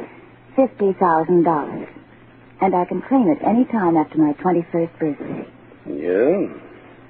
How old are you now? Old enough. Mr. Regan found out that much. I made a phone call to Dun and Bradstreet, know a lot of things. Go on. Nothing more, Mr. Lyon, except I claimed that trust today. And I'll be glad to pay you the $2,000 fee that my father promised you. Well, now, that's very generous of you, Miss Carter. The International Detective Bureau is proud to have had a small part in bringing you and your estranged father together. I'm not going back to him, Mr. Lyon. I don't want to see you. Now, my dear, you're upset. Leave her alone, Lyon. Now, look. I tussled with a private detective named Conover down in New Orleans. He'd been hired by old man Carter to convince Pat that she should switch names with a burlesque girl who was dying of leukemia. Conover does a good job. When the girl dies, Conover wires Carter. Carter comes to you, you call me in and hustle me off to New Orleans, where, according to a perfect setup, I find a phony Patrice Carter dead. I bring back a death certificate, which you turn over to Carter, and then he walks right down and collects that trust fund, which reverts to the original maker only on death. And him with that story about being old and lonely and wanting only to see his daughter. Telling me he'd pay me a $2,000 fee. Why, that dirty crook, he's no better than I am. He tried to make a sucker out of me. He did. You fell for the whole thing. Trust fund in your name. Well, young lady, you can sit right down here at my desk and make out your check. And then I think that as long as you're in town, you might just drop over and see your old father. International Detective Bureau is in business to make people happy. That's all. You can pay. Did everything come out all right? Yeah, I guess so. She's writing a check. That's what he wants. Cigarette? Here. Thank you. Why do you do it, Jeff? Hot in here, isn't it?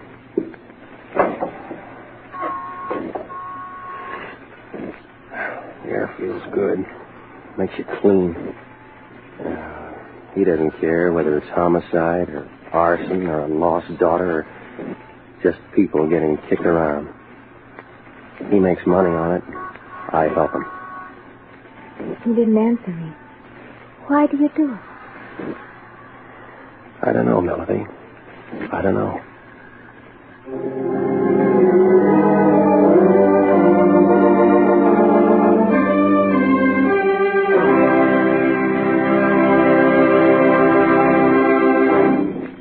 Remember, an easy way to save for the future is to buy United States savings bonds.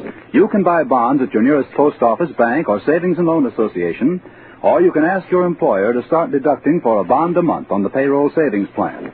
A bond a month is good security for the years to come. For money in the future, buy United States savings bonds now. You'll be glad you did.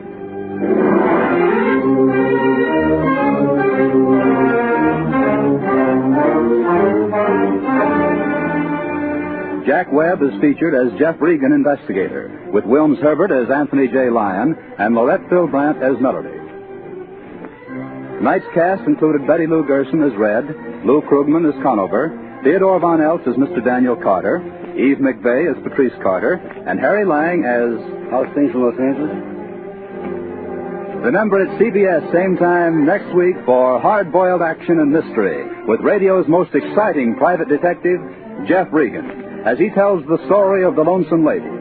Jeff Regan, Investigator, is written by E. Jack Newman, produced and directed by Gordon T. Hughes, with original music by Del Castillo. This is CBS, the Columbia Broadcasting System.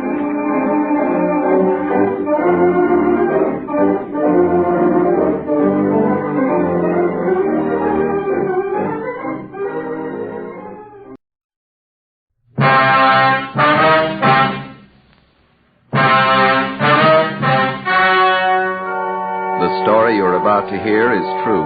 Only the names have been changed to protect the innocent. Fatima Cigarettes, best of all long cigarettes, brings you Dragnet.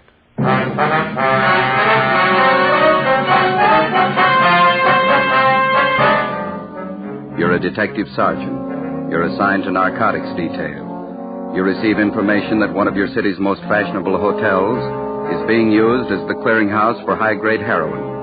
Evidence points to a narcotics ring, the center of distribution. Your job, break it. You'll be amazed when you compare Fatima with any other king-size cigarette. The size is the same. They now cost the same. But in Fatima, the difference is quality. You see, Fatima is the quality king-size cigarette because it contains the finest domestic and Turkish tobaccos superbly blended. And Fatima is extra mild, with a much different, much better flavor and aroma than any other long cigarette. So compare Fatima yourself. Fatimas now cost the same as other long cigarettes, but your first puff will tell you... Ah, that's different. Yes, in Fatima, the difference is quality. Buy Fatima. They're extra mild, with a better flavor and aroma. Smoke Fatima, the quality king-size cigarette. Fatima, best of all long cigarettes.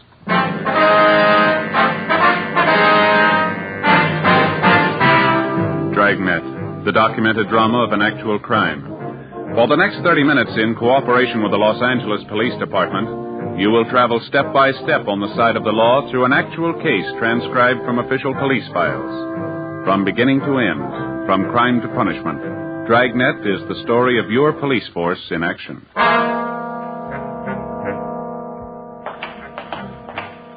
It was Tuesday, October 5th. It was foggy and rainy in Los Angeles. We were working the day watch out of Narcotics Division.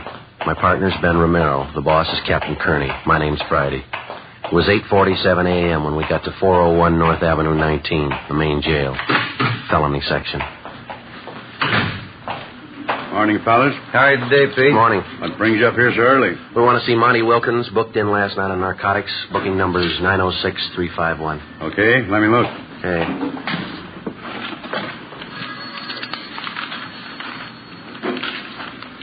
Here it is.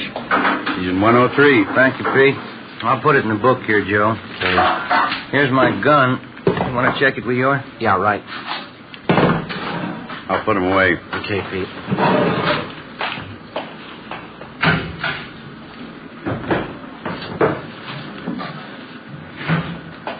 Here's your check.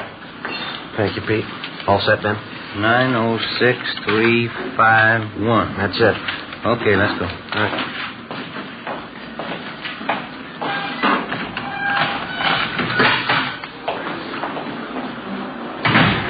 Hi. We want to talk to Monty Wilkins, season 103. All right, we'll get him.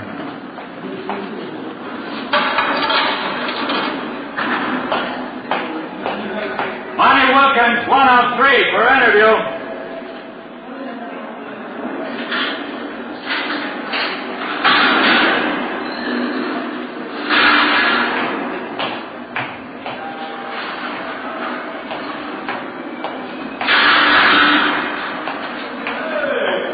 Friday, Ben? Hi, Monty.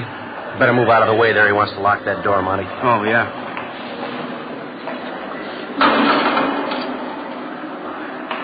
Let's go around the corner to the interview room, Monty. All right. Man, this is awful. What's the matter? Don't you feel good? I feel awful. Pretty sick. You look bad. I'll get the light. Okay, Ben.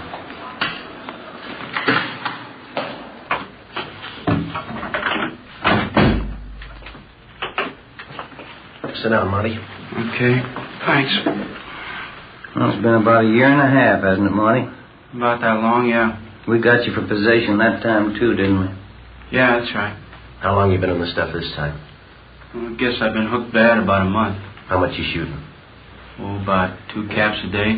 When you were picked up down in Slauson last night, you had 7 caps on you. Yeah, that's right. Well, we checked with the crime lab. They've run the stuff. It's not the usual Mexican, is it? That's right. You want to tell us about it? Yeah, it's good stuff. It's not Mexican. We know that, Monty. Where'd you get it? Haven't had anything like that for a long time. Real good. Haven't been cut. Real fine. Maybe it's coming in from the East Coast. Can't get nothing like that from Mexico. Now, look, Monty, we ran the stuff through the lab. We know it's high-grade heroin. We know all about it. Now, we want you to tell us where you've been getting it. Well, you know how it is. You want to ask the impossible of me? My life wouldn't be worth a penny. You know how it is. We handled you a year and a half ago, didn't we, Monty? Yeah. You're still around, aren't you? Yeah, I did time, though. Well, you knew that going in. You're going to do time this trip, too. So don't shoot us that line, huh? Well, you guys know how it is with us guys. I can't tell you anything. No, it isn't that you can't. You just don't want to. Now, look, we didn't come up here to spend the time of day with you, Wilkins. This is the only time around. If you want to help us, you can help yourself at the same time. It's up to you. You mean you can clear me on this? You can give me a break? We didn't say that. We can't make any promises to you or give you any kind of a break. It's entirely up to you how you want us to put it down in our reports. Cooperative or uncooperative. Well, okay. You squared with me last time. You helped us last time. We made a case. But I'm not going to be able to help you very much. Where you been getting it? Well, I've only made a couple of buys on that good stuff. I just got it from some old mule I just happened to meet down there. Seemed to be pretty well loaded with the stuff. Where'd you meet him? Oh, down near 5th and Spring somewhere. What's his name? I never did know his name. I just knew that he was pushing the stuff. Some old mule, that's all. Who's he pushing it for? Now, you know they never tell us guys where they're getting it. You know how they do. Yeah. I never did talk to him very much. I did hear him say once he was getting his stuff from a new bunch of guys from the East. Said they were really going to open up this town. The way he talked, they're no small-time operators. I got enough out of it to know they're working out of the Plaza Royal Hotel. Never figured that, would you? Anything else? Any names mentioned? Yeah, I remember this old mule mentioned a couple names. I think he talked about somebody named Kirk and another guy called Smith.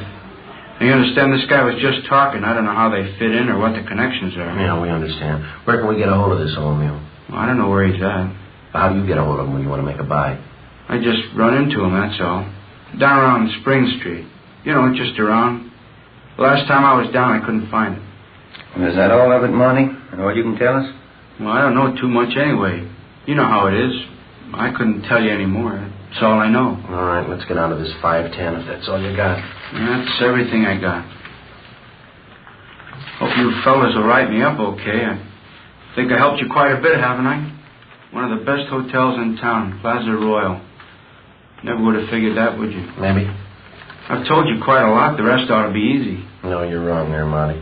Why? You haven't told us the name of your mule. You haven't told us where we could find him. You haven't made it so easy. Well, that's all I have.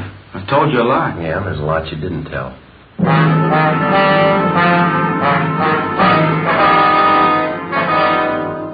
We continued our interrogation of Monty Wilkins. He refused to divulge any further information.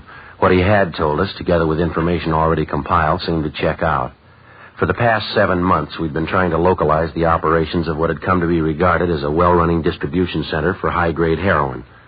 We knew of the existence of this distribution point through the various users that had been picked up almost daily. These users would have in their possession quantities of high-grade narcotics. Unlike the cheaper, lower-grade quality common in the southwest part of the country, this type of heroin was more common to the eastern section of the United States. We had believed the local distribution point to be somewhere in our metropolitan downtown area. The information gained from Monty Wilkins had strengthened this theory. 10:25 a.m., we met with Francis Kearney, captain of the Narcotics Division. Plaza Royal Hotel, what do you think? Well, we've figured what we were looking for could be in that area, but we've never put our finger on that hotel. How do you figure on working it? Well, driving back from the jail, Ben and I were just kicking it around. Skipper, what do you think about putting a man in that hotel? Anything's a great deal better than we're doing now, but I don't know. Well, I'd like to give it a try. You sure like a crack at it, Skipper? You know how I feel about these kind of assignments. One man working inside, one outside. Brings the element of danger up kind of high. Well, we know it's not going to be easy, but it looks like a good bet. Sometimes these things are, sometimes they're not. You know what kind of a bunch they got to be. Been running their racket just about as smooth as it can be run. You know the kind of a risk a man would have to take if he tried to make contact with any of them. Well, we think it's about the quickest way to get to them.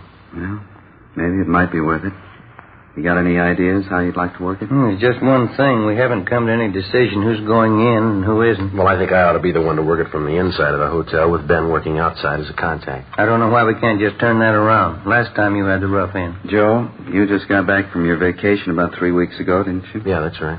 Didn't you stay down in Arizona? Phoenix, wasn't it? Yeah. You know the town very well? Oh, we got some relatives down there, yeah. If they started asking you any questions about Phoenix, you could fill them in, huh? I think so. That's probably the best way to settle it, Romero. Friday here will be in a better position knowing a little about Phoenix. I don't see how you figured that way. I went on my vacation, too. Columbus, Ohio. Well, because of the type of stuff that's been coming in, don't you think it'd be a little safer bet to have our men come from somewhere out this way rather than from the east? Yeah, it makes sense. Well, you did it again, Joe. You beat me out. All right, let's figure it this way. You're a local Phoenix hoodlum. Things got too hot for you down there, and you came up to L.A. to cool off. Yeah. How about Joe Edwards? How's that sound? That sounds right to me. We'll get all the necessary cards, identification papers, and a few letters to carry around with you, all under the name Joe Edwards. All right.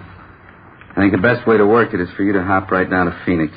When you get in town, check with Roberts. He's in narcotics town. Yeah, I know him. Have Roberts fill you in on what's been going on down there.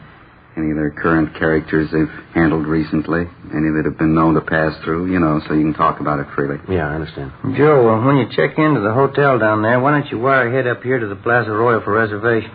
Might be a good cover. Yeah. Good thought. That's the way to handle it. You two have worked these things before. You know what to do, all the necessary precautions. Well, how long do you figure out to lay over in Phoenix? A couple days, maybe. Think that's long enough for you to get filled in, what you'll need? Oh, yeah, that's fine. Well, I'll go home and get packed. I'll start on it first thing in the morning. Huh? All right. Romero will stand by at all times, day and night, while you're on this thing. You know enough to call if things get tight. Sure. As soon as you get in from Phoenix and get located at the Plaza Royal, get in touch so we'll know which way to move. Right. Anything else? No, we want to break this thing, but we don't want to do it at the risk of a life. So if it starts getting warm, check out. Okay. I still don't like sending anybody on something like this, but it's got to be done. We don't know enough about it. We don't know how many are in the gang. We don't know what kind of a bunch they are, so be careful. I will. If you're not and I hear about it, this will be your last assignment like this. Yeah. If I don't hear about it, well, you figure it. Yeah, either way I lose.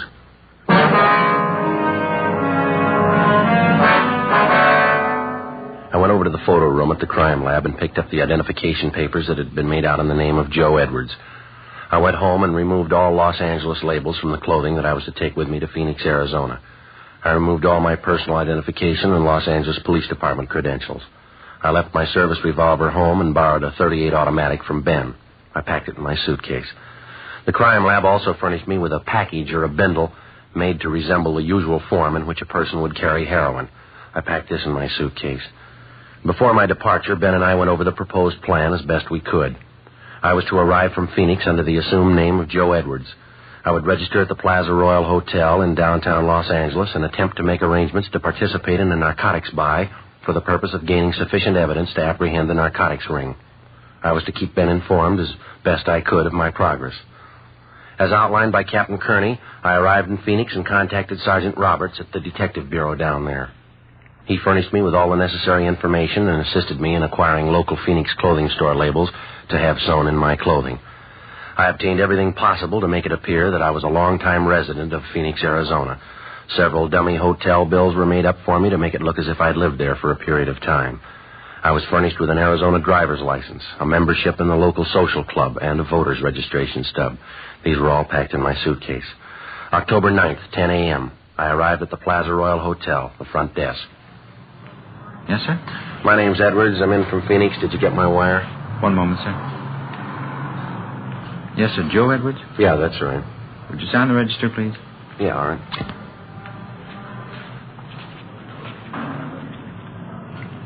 Thank you.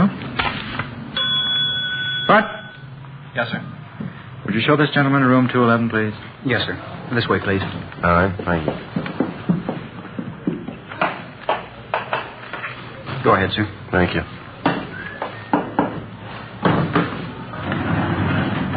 Two, please. Not very nice weather to arrive in Los Angeles, is it, sir? No, not too good. I see by the stickers on your bag you've been through Arizona. Yeah, that's right. Must be nice weather down there, huh? Yeah, it's all right. This way, sir. Thank you.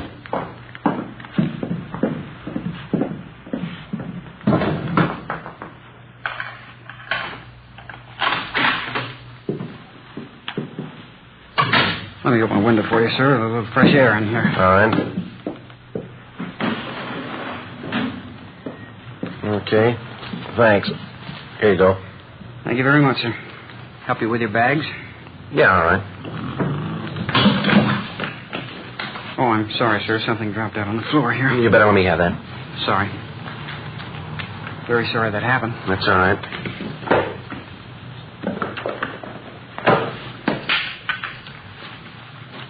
Mr. Edwards, while you're in town here, if there's anything I can do for you, don't hesitate to let me know. Yeah, okay. I couldn't help but notice that little package there that I dropped. Yeah. Well, like I say, I know my way around here in this town. If you need anything, anything at all, sir. I'll tell you what. Now, here's $5. You never saw anything fall out of my bag there, right?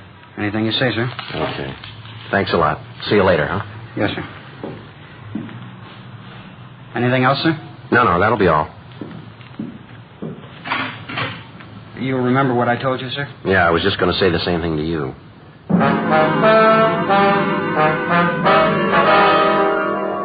I couldn't be sure, but it looked like I'd been lucky right from the start.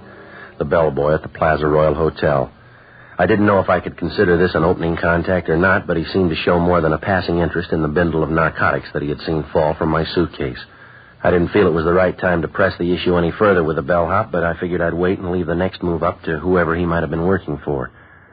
During the next 3 days, nothing happened. I tried, without appearing to be too bold, to arouse some interest, but without success. October 13th, my 5th day at the Plaza Royal Hotel, 6 p.m. I went in the bar off the main lobby. I beg your pardon? Yeah. Kirk Harding's my name. I noticed you here in the bar the last couple of nights. You up here to buy a little, or are you selling? I don't believe I follow you, Harding. Look, boy, we've had you tabbed since that first day you hit town, October 9th. We haven't been out here too long ourselves. We're in business, too. Same business you're in. Well, I don't know what kind of business you think I'm in, but you got it figured wrong, mister. You know, this entire matter would work out much better for you in the long run if you'd level with me. You're just going to make it tough on yourself this way, Edwards. Well, I'm sorry. You lost me way back somewhere. All right, let's do it the hard way. You're up here from Phoenix. We know you've got some stuff with you. We know you're not a user. You're a member of the social club down there. You're a registered voter. Well, you've been working real hard, haven't you? Well, there's more. You got 2 pieces of luggage. You're carrying a .38 automatic. Any more? Yeah. There's a telegram from a friend of mine down in Phoenix. Yeah? We know all about you, mister.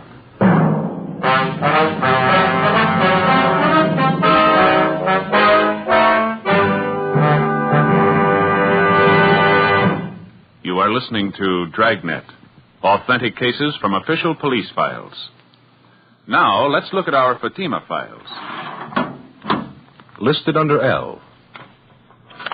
Lovett. Vice Admiral Leland P. Lovett, United States Navy, retired.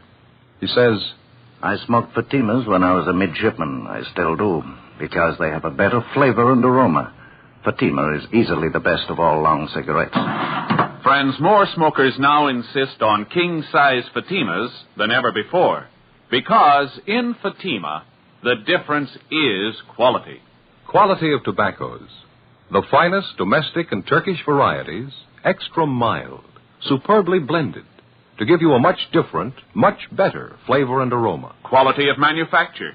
Smooth, round, perfect cigarettes, rolled in the finest paper money can buy, manufactured in the newest and most modern of all cigarette factories. Quality, even to the appearance of the bright, clean, gold and yellow package, carefully wrapped and sealed to bring you Fatima's rich, fresh, extra mild flavor. So, if you smoke a king-size cigarette, compare Fatima. You'll find they now cost the same. But your first puff will tell you... Ah, that's different. Yes, in Fatima, the difference is quality. Buy Fatima. Smoke the quality king-size cigarette. Fatima. Best of all long cigarettes.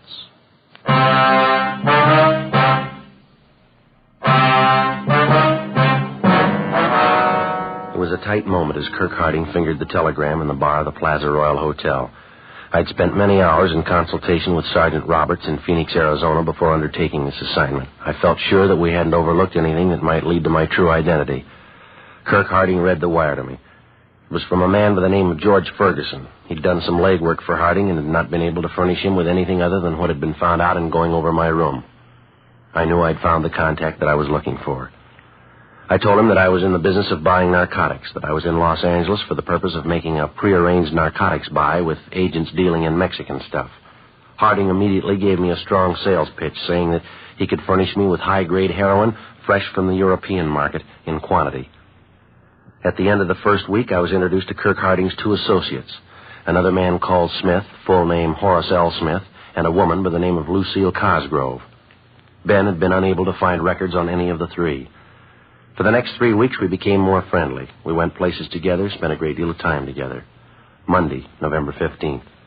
Well, we've had a lot of fun the last few weeks, haven't we? There's no doubt about that, but I got to be getting back to Phoenix. Well, now, don't get eager, Joe. You know how cagey you were. You made us wait. Preliminaries are over. This is the big buy for you or anybody else. Yeah, I know all that, but when? Just be patient. You'll have something to really set yourself up with down there. Okay. Oh, excuse me, Joe. Yeah, go ahead.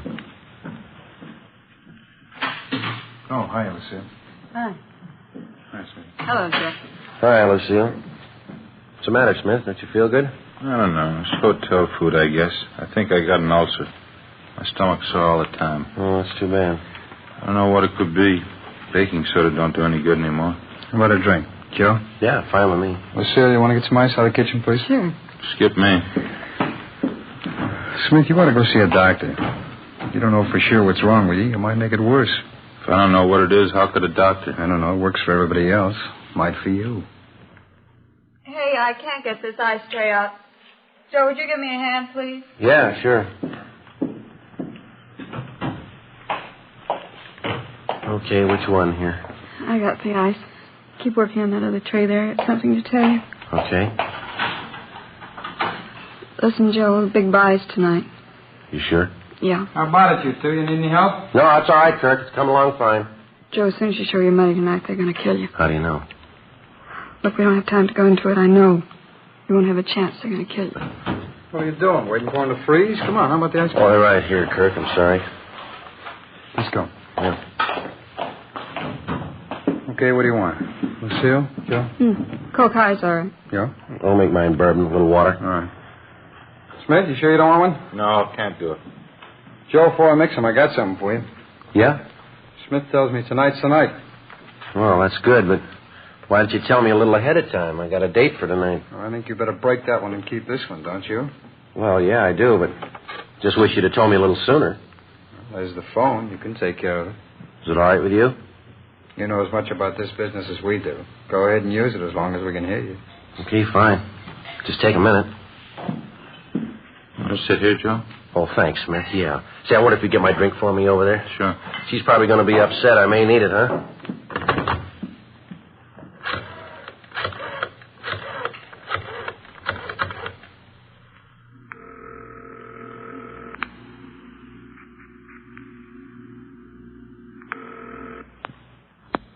Romero talking.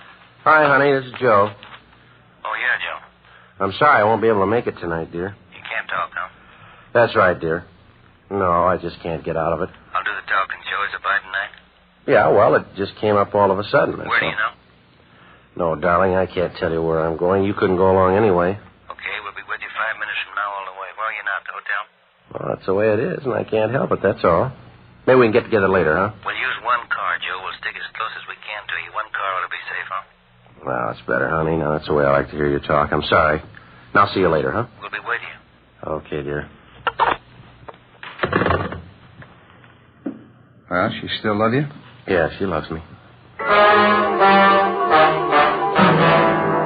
15 minutes after I hung up, we went downstairs and got into a green Chrysler sedan. It was parked out in front of the hotel.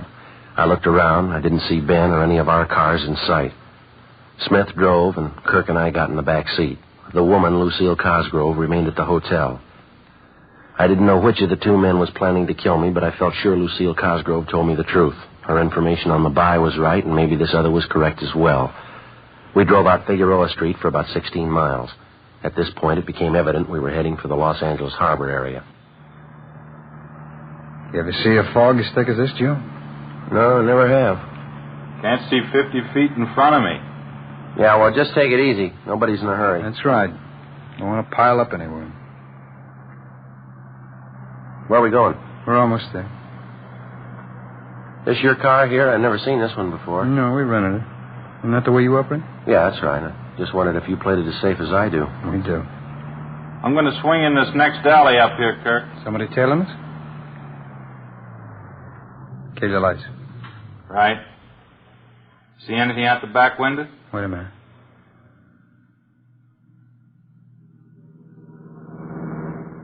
How'd they go? How'd it look? Two guys in the front seat. Could have been somebody. What do you think, Joe? How'd it look to you? Well, whoever it was, we lost him anyway. Yeah. Okay, let's go.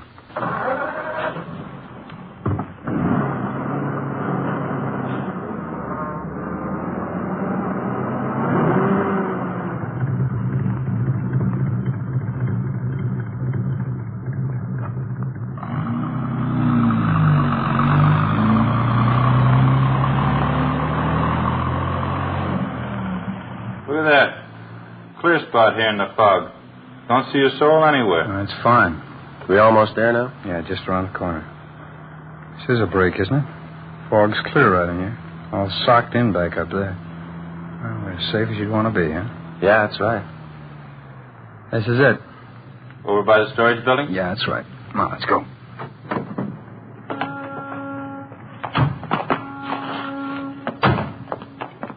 Over this way, Joe. What's over there in that building? We're not going inside, just over there in that alcove. All right, this is it, Joe. Let's see the money. Oh, wait till I see the stuff, huh? You don't trust anybody, do you? What are you trying to prove? Well, I didn't like what he said. You're not going to like what I got to say either. Freeze, mister. Stop it, you! Watch it, Ben!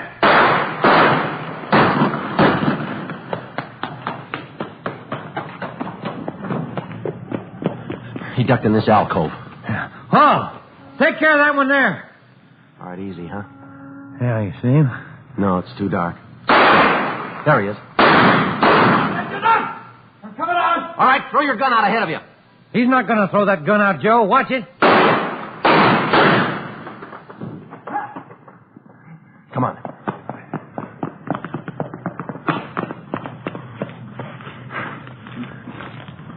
There's his gun. Yeah, I got it. You want to shake him down? Yeah. Come on. Yeah. On your feet. Where'd you get hit? I sure. Let me see. You're all right, just grazed you. You're a cop, aren't you? Yeah, that's right. Now, come on, let's go. Where's the stuff? On the back seat in my car. Now, you tell me something. Why'd you slug Smith? I just wanted something I knew you'd never give me. What's that? An even chance.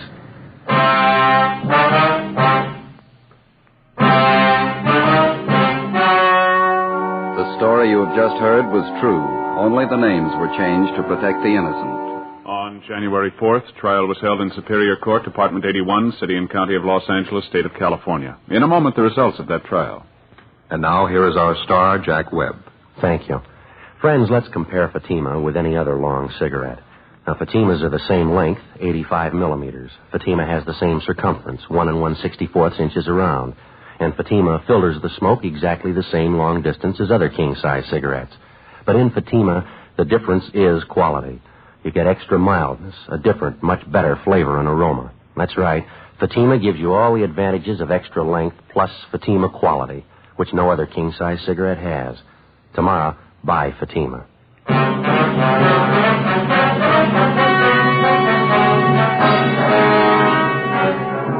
All three suspects, Kirk Arthur Harding, Horace L. Smith, and Lucille Marie Cosgrove, were convicted for violation of the State Narcotics Act, a felony. Harding and Smith were convicted on one count of attempt to commit murder. They are now serving their terms as prescribed by law in the state penitentiaries. You have just heard Dragnet, a series of authentic cases from official files. Technical advice comes from the Office of Chief of Police W.H. Parker, Los Angeles Police Department. Fatima Cigarettes, best of all long cigarettes, has brought you Dragnet portions transcribed from Los Angeles. Stay tuned for Counter Spy, next over most NBC stations.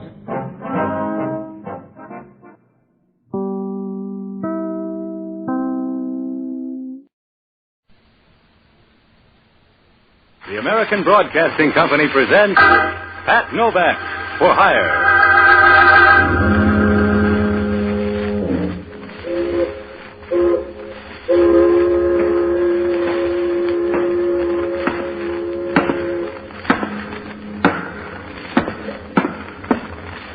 Sure, I'm Pat Novak. For hire.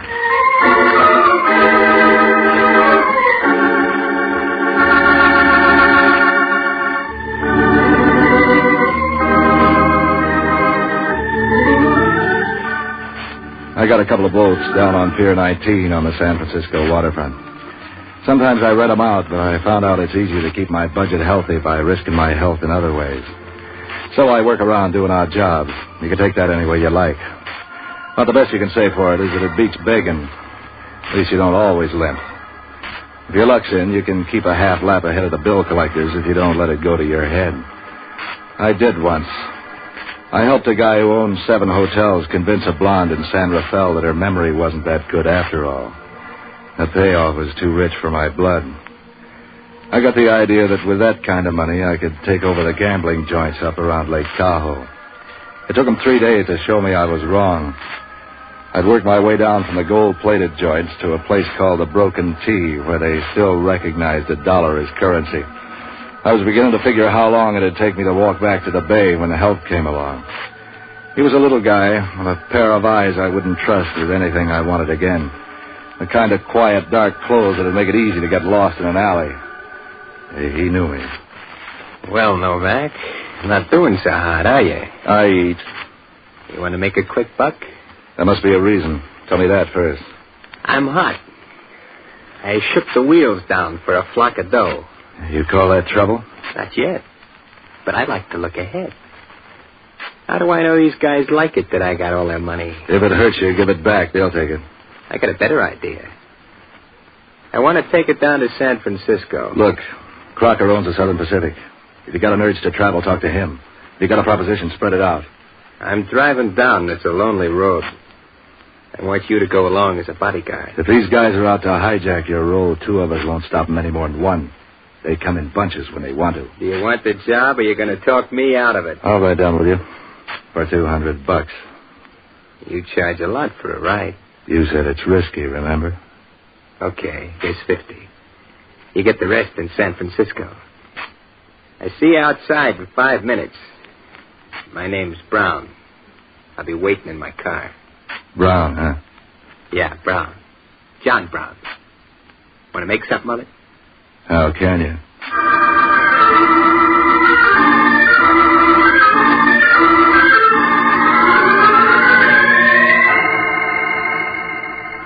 He was a quiet guy. We drove along for a couple of hours, and you could have repeated all he said on one deep breath. I kept watching the cars along the road, waiting for the muscle boys to show up, but nothing happened. Pretty soon I got the feeling that they weren't after him at all. I guess he'd seen too many movies. I finished off a pack of cigarettes as we got down out of the mountains and got him to stop at a roadside joint for reloads. He wouldn't leave the car, so I was all alone when the girl came up to me at the bar. You going down to San Francisco? Something like that. You got room for me? How far are you going? That depends on who I'm with. You might be handy at that. The car's without a heater. I don't have the own it. So you'll keep one hand on the wheel. So you better ask the guy who does. He's sitting out in the car. Why don't he come in? Don't build him up so fast. I got a car, too. Where'd you get it? Steal it? You selling medical insurance, maybe? Why? You're going to need it if you keep elbowing into my face. Speaking of elbows, what do you mean trying to muscle in on my dame? You two together? Yeah, why? That's what I've been wondering. Why? So long, sucker. What do you make of that? I'd say you're out. You don't have to slide. You're to blame for this. Yeah. And tomorrow I'm going to make it rain. I can start a storm right now. Go right ahead. You got the wind. Wait.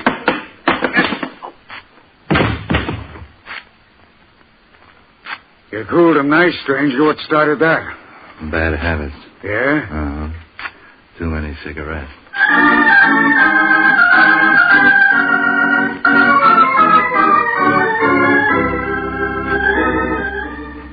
I guess I didn't have to hit the guy. But I was all geared up over the ride. I had to take it out on somebody. Outside, the air was cold and clear. A river made soothing noises in the darkness. I figured it'd be an easy night from then on in. But Brown was having the fidgets. Come on, Novak. Let's get going. Where's the dame? What dame? One came out here. A hitchhiker. Wanted to ride to town. I didn't see any dame. Come on, let's go. Yeah, that's queer. What's queer? Let's go, let's go. And suddenly you're nervous. What's the matter? When I need a doctor, Novak, I know where to find one. Yeah? Can you find one whose shakes synchronize with yours? Otherwise, he's going to have a tough time with your pulse.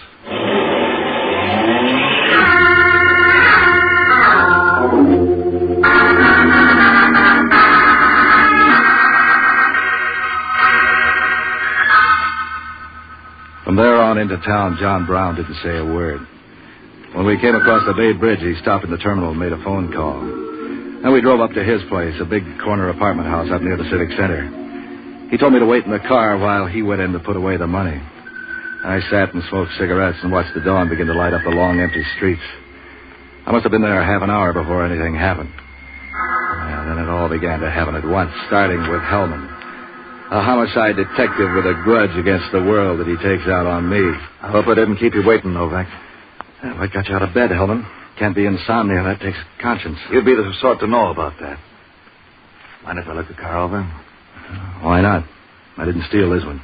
I prefer a roadster. John Brown, huh? Now, there's a name. Where have I heard that before? That's a foreign name. Polish, I think. That's not where I heard it. It was broadcast in connection with a stolen car. Try again.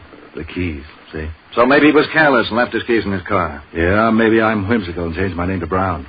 Go on, Hellman. You can't pin anything on me. No. Give me the keys. What for? I'm looking in the trunk. We got a tip. Not on this crate. We just got in from Tahoe. Nobody knows we're here. Sure. And if you aren't here, I guess there's nothing in the trunk either.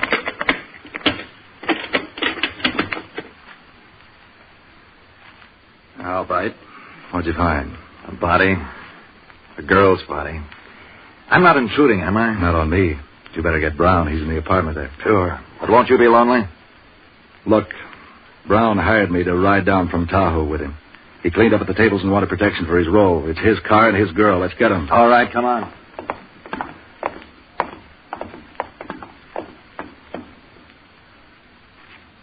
Oh, Brown listed. Nervous? Upset? Maybe you need a rest. Framed. Sure, somebody else did it. Shame on them. Come on, Novak. The girl was a pickup, a hitchhiker. Why should he kill her? I got a better question for you. Where can I get a lawyer? I saw a purse with the body. Let's look it over. Don't tell me you didn't rob her, too.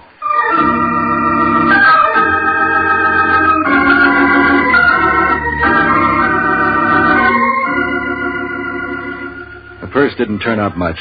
Some keys, a little mad money, makeup stuff. A letter to Alice Stone with an address out in the Potrero district. The letter was no good, just a guy trying to patch up a split. I had a hunch that Brown must have known Alice. That was the only way the killing made sense. I needed to get some dope on Brown. I needed to know about Alice. Hellman took Brown's address off the registration card, and I couldn't see where that had helped me any. No one had seen us together all the way down from Tahoe. Even if Brown were picked up, he could swear he'd never seen her before. With a car listed as stolen, he was a cinch to prove it. Yeah, I needed help bad. So I started looking for my old friend Jocko Madigan, an ex-doctor turned boozer who had more connections around town than the water department. I ran him down in a trap on Ellis Street trying to hold back the recession in liquor sales.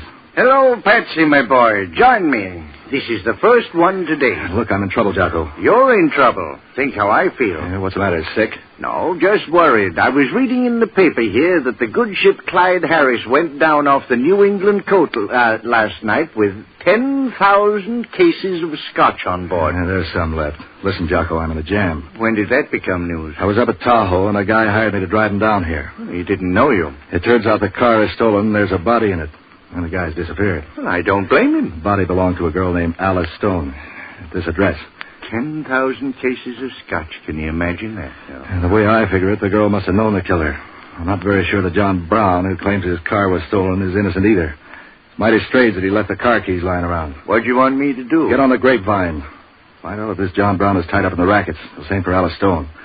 Find out if they ran around with each other. Whatever you can about them. All right, Patsy, but you'll have to wait. I've got to catch up on my drinking first. Can't you lay off this stuff for a little while? Are you telling me how to live my life again? You who consort with murderers, car thieves, and women of dubious ways?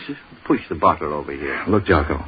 See if you can put the finger on a neat little guy with a pair of con man's eyes. Black hair, toy mustache, and dresses like Dapper Dan. About 150 pounds. Imagine you trying to tell me how to live. You who've got more bad habits than a dope fiend's convention. The guy goes for dark, expensive clothes. He doesn't talk much unless he has to. When I drink, I get the hangover. All you have to do is breathe regularly, and trouble's all over town. If you had any social conscience, you'd go somewhere and hang yourself. I can't understand how I tolerate having you around. Will you get a line on the guy for me? From the way you described him, it ought to be a lay-down cinch. There's only about 10,000 men in town who'd fit that description. Will 100 or so of them be enough? I want one. It's a long gamble. But try, will you, Jocko? Imagine that, with the ocean full of ships hauling guano, bones, cattle, oil, lumber, pineapples, sugar, old newspapers, and gunny sacks. The one boat that has to sink... Will you get on it? Oh, there's no hurry. It's only you at stake. So long, lover.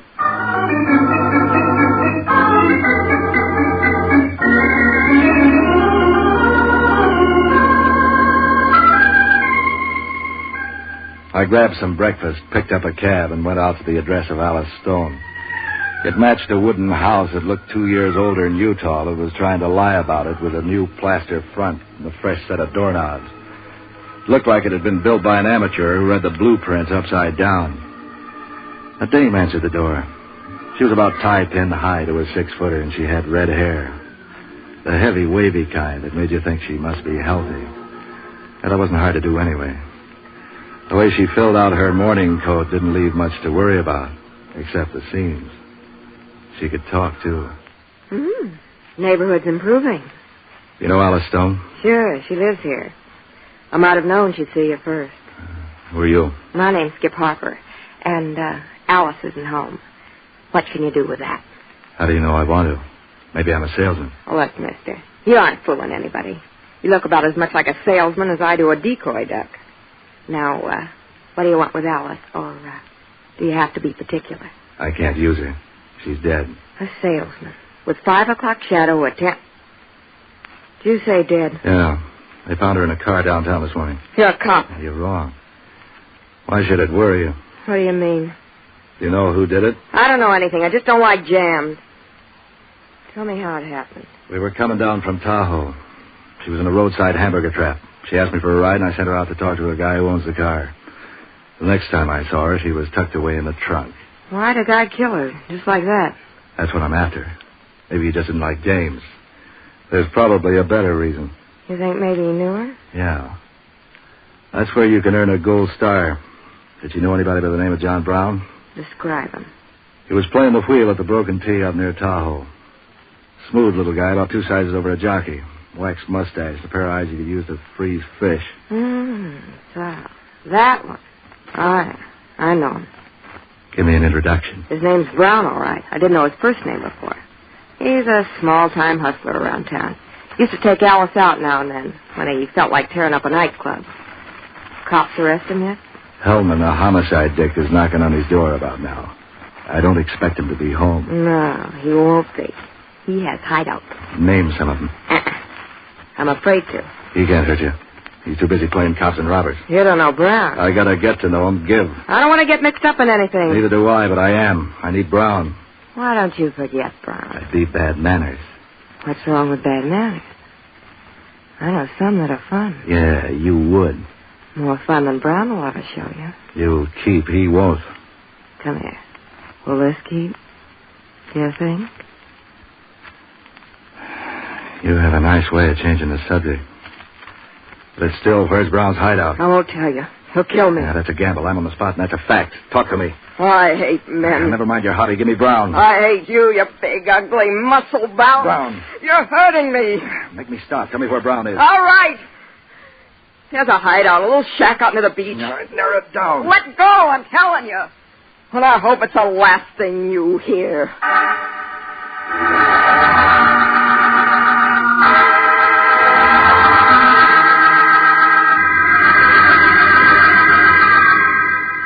From Skip's place out to the beach wasn't much of a drive. I went up and over Twin Peaks, watching the city and the bay spread out beneath the road like a giant map. The sun was working for the Chamber of Commerce that day, and the whole region was... Every backyard was full of clothes blowing in the wind. As the highway neared the beach, it began to turn up bunches of kids on their way to cash in on the weather. John Brown's hideaway was one of those old pioneer shacks built out near the ocean in the old days by guys who wanted to get away from it all. It was painted a weather-beaten brown, tilted a little on one side, and it looked like something that had been washed ashore in a bad storm a long while ago. I knocked on the door, but all that bought me was echoes, so I made a door out of one of the side windows. The inside of the place looked like something out of a hobo jungle. None of the furniture matched. The best piece in sight would have made a junk man sneer. There was a broken-down setup for poker and a tired double bed, and after that you were practically on your own. The kitchen didn't turn up anything but a flock of ants and some empty bottles. I began to get the feeling Brown must have had 2 hideouts, or else he'd left town. It shows you how wrong you can be. All right, hustler. Reach. You walk soft. Practice makes perfect. Turn around slowly. Mm-hmm. How come you're working without a gun? Who are you? This is my place, so you tell me. My name's Novak. I'm looking for a guy named Brown. Well, you're all right so far. I'm Brown. Who tipped you off I'd be here? I don't remember. Oh, you don't remember. So let me guess. It was that punk Venanti. Never heard of him. Never mind the rube routine. You got hustler written all over you. What did Venanti send you here for? Did you think I know too much?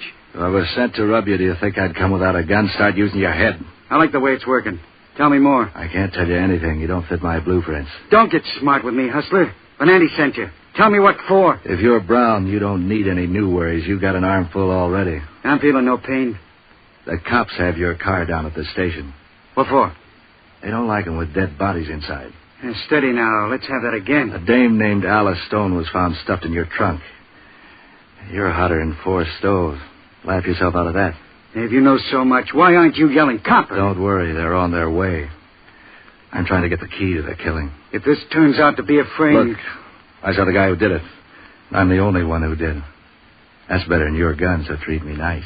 If you saw the murder, you can help me out. Sure.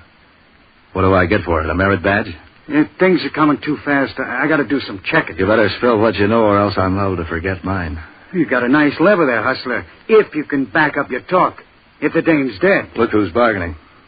Before I tell you anything, I need to check around. Just wait a while. The cops will tell you everything. I like to find out things for myself. You will. I got a good grapevine in the county jail. Now do it the hard way. You forget I have the lever on you now. Yeah. Remind me to get scared about that. Try some aspirins for that.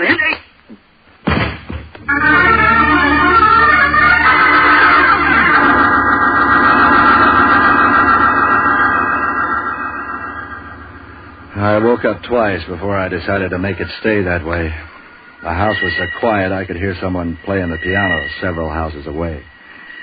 It was a nice, clean sound, neat and full of try. No wise guys in it, figuring fancy double crosses. No dead bodies. No policemen who argued with their knuckles instead of their heads. Probably some girl who thought a blackjack was a card game. I lay there listening to the music for a while, and I got up and brushed off my clothes. Now, there were 3 places I could find Brown.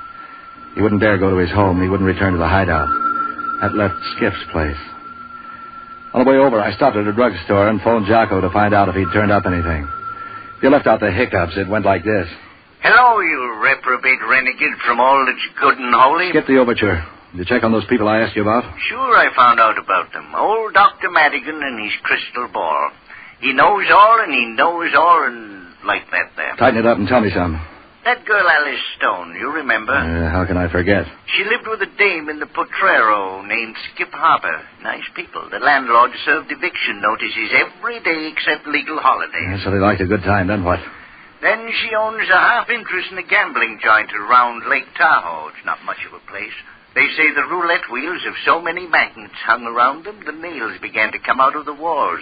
Her partner runs the joint, and she shills the suckers in from down here. How'd you make it the wheels crooked? I have my informants. I have a network of good drinking folk who get around and hear things all the time. You'd be surprised how careless a guy can get with talk when he's got his elbow in a barroom ashtray. Now, as I was saying... If the wheels are fixed, how come Brown was able to shake the joint down for $50,000? I don't know how he did it. Maybe he was wired, too. All I know is that they've got better control of the ball than Bob Feller ever had on his best day. It's easy to believe if you know Skip's partner. Introduce me. Name's Venanti. What's that again? The partner's name's Venanti. He's wanted in 8 states and Cuba. Venanti. I'll remember the name. What'd you get on Brown? John Brown? Swell guy. Helped free the slaves. A friend of man. A tribute to the I've nation. heard that song. Now let's talk about the local Brown. Small-time hustler. Petty larceny stuff. You didn't get any tie-ins with Venanti? Oh, yeah. He was up at the gambling joint near Tahoe last night. Cleaned the place out. $50,000. That would buy a lot of schnapps. It's beginning to fit together. No doubt your mighty intellect has found the key. I can count up to 10 if I don't wear mittens. Sometimes 13, I'll bet. Well, who did what to who? Brown's got a partner working for him. You don't say. I'm going over and shake it out of Brown. He must know where the guy's hiding. Well, don't go looking into too many auto trunks. Those things bite. So long, lover.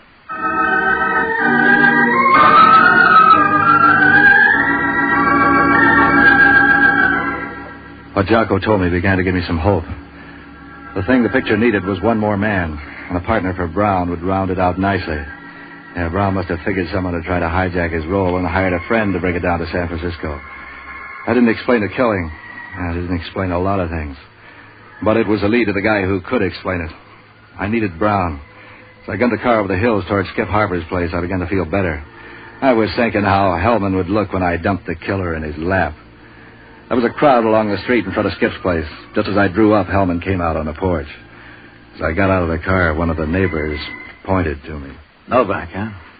They gave me a description, but I didn't think it was you. The guy they described sounded human. Your jokes stink, Hellman. Try imitating birds or juggling. The bird imitations are for you, Novak. You'll be singing to the DA any minute now. Come on in the house.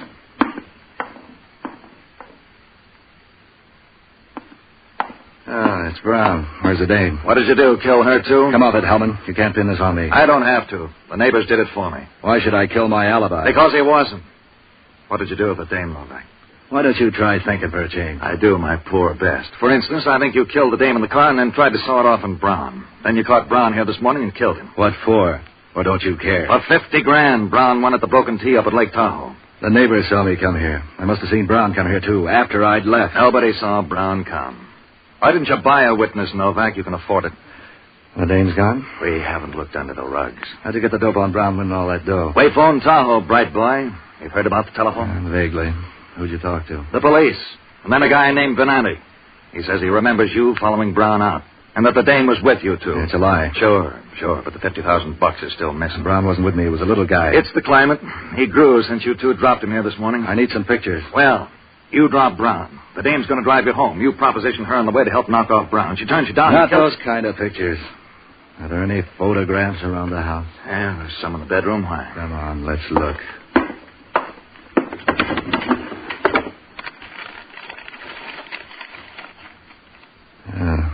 way she looked, she'd like cameras. Here's one on the beach. What's she wearing? That's a bathing suit. Here's the one. Towel. Well, look at this nightclub gown. How do they hold those things up? Thumbtacks. And so that's Venanti. Look at the two of them posing in front of their sucker trap. So what? He's the guy who did it. Sure, over the phone. Did you phone him or he phone you? He phoned. You want him? What for? I got you. He's here in the city, hiding out at Brown's place at the beach. Here's the address. What kind of a windy is this, Novak? Pick him up, will you? He said he was at Tahoe, and he is in the city. It smashes his alibi. All right, but if you're trying any fancy work... Are you going after him, or do we waltz some more? How to hold you? I'll be around. You know that. What are you going to do? I got some cleaning up to do.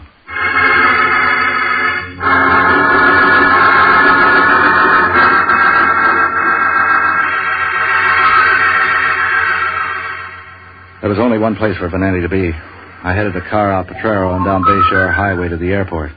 I was betting everything on a hunch. Sometimes that's the way you have to play it. Sometimes hunches pay off. The plane I got was built for hurry. Skip still had her overnight bag in her hand when I walked in on them at the Broken T. Venanti began to act nervous when he saw me. Yeah, but not Skip. I began to wonder if she'd ever known how it felt to be frightened.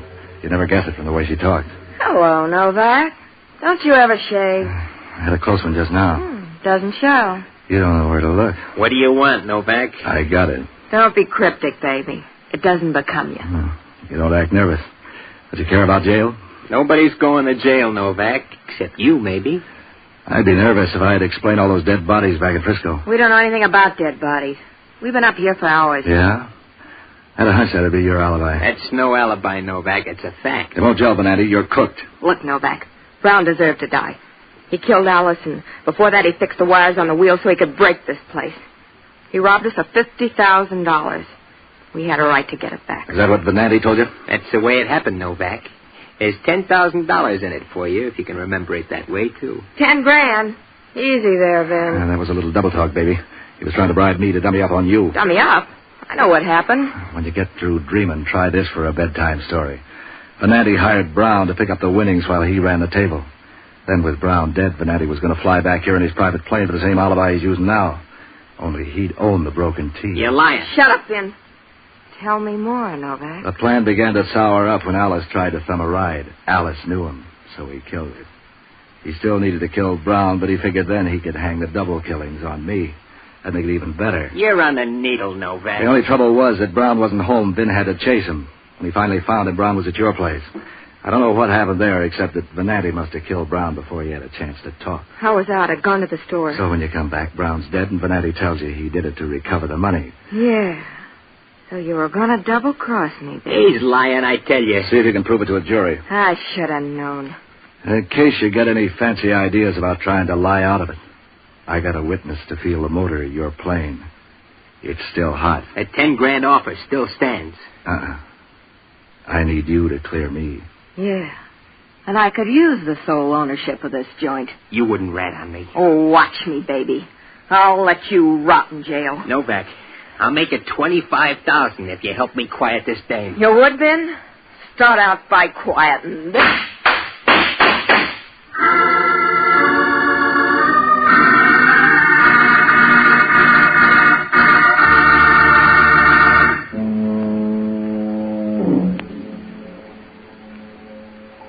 Yeah, they were lousy shots. They both lived. That is, Venanti lived until he got a bad case of asthma in the San Quentin gas chamber. Skip got off with a flock of scars and some good advice from the judge to stay away from questionable characters. But advice is free, and Skip was the kind who went after the dough, so I see her now and then. She's gone honest, I think. Sometimes we toss dice, and I've known her to lose.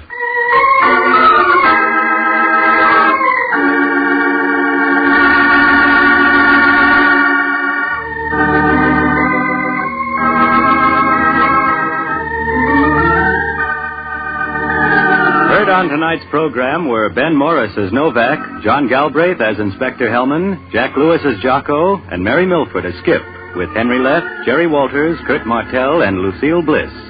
Special music by Otto Clare.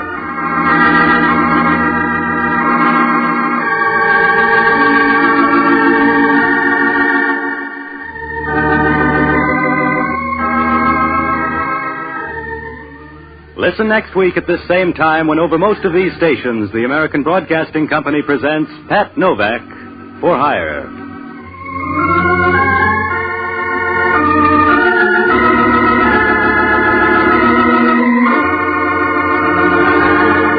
This is ABC, the American Broadcasting Company.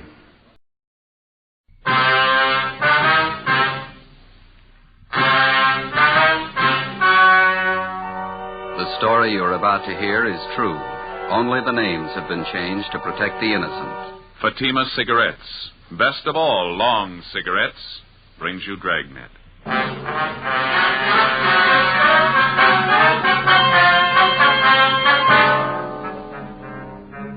You're a detective sergeant. You're assigned to missing persons detail. A 10-year-old boy disappears from his home in a remote section of the city. 2 nights and 2 days pass. There's not a trace of the boy. Your job, find him. Friends, compare Fatima with any other king-size cigarette. You'll find a world of difference. Yes, in Fatima, the difference is quality. Quality of tobaccos. The finest domestic and Turkish varieties. Extra mild, superbly blended. To give you a much different, much better flavor and aroma. Quality of manufacture. Smooth, round, perfect cigarettes. Rolled in the finest paper money can buy. Manufactured in the newest and most modern of all cigarette factories. Quality. Even to the appearance of the bright, clean, gold and yellow package. Carefully wrapped and sealed to bring you Fatima's rich, fresh, extra mild flavor. So compare Fatima yourself today. You'll find Fatima's now cost the same as other long cigarettes, but your first puff will tell you, ah, that's different. Yes, in Fatima, the difference is quality. Buy Fatima.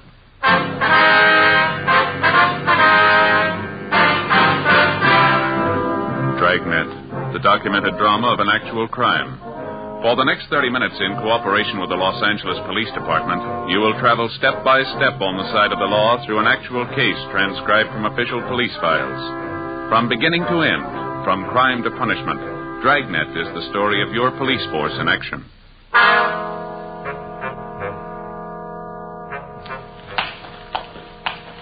It was Wednesday, August 4th. It was hot in Los Angeles. We were working the day watch out of Juvenile Bureau. My partner's Ben Romero. The boss is Inspector Bowling. My name's Friday. We were on the way out from the office, and it was 2:25 p.m. when we got to Bowers Avenue, number 1218. Yes. Police officers, ma'am, we'd like to see Mr. Sherman. Oh, certainly, officers. Won't you come in? Thank you very much. I'm Mrs. Keller from next door. I saw you around here yesterday. Yes, ma'am. Came over this morning to look after poor Mr. Sherman. Yes, ma'am. Well, how's he feeling today? Not too well. Fixed him some nice chicken broth for lunch, and then I helped him in his wheelchair and took him out in the backyard out in the sun.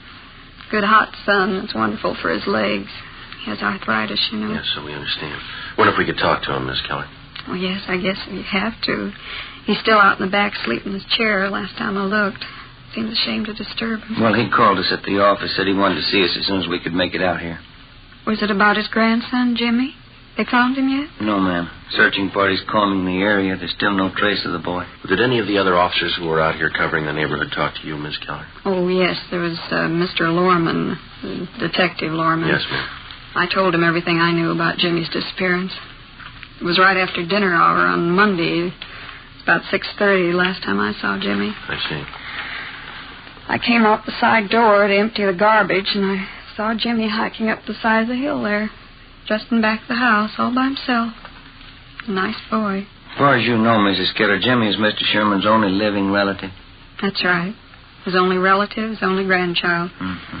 Jimmy's mother and father were killed in an auto wreck. That was 3 or 4 years ago. Sherman's had a terrible lot of tragedy. Jimmy and his grandfather, they're the only ones left. You can't think of any reason why the boy would want to leave his grandfather, can you? None at all. Mr. Sherman's a wonderful man. Jimmy loved him, I knew that. Mm-hmm. Mrs. Keller! Mrs. Keller! Oh, that's Mr. Sherman. He's awake. We can go through the house out the back here. All right, ma'am. This way. Thank you. Go ahead, ma'am. Yeah, okay.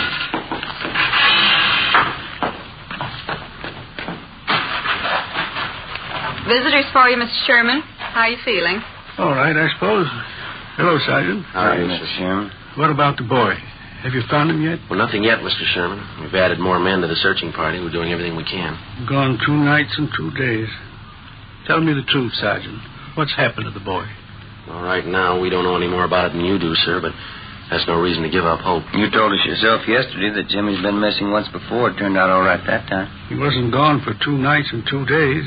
Maybe you just say I'm old and I've got funny ideas, but I got a feeling, Sergeant, something's happened to Jimmy.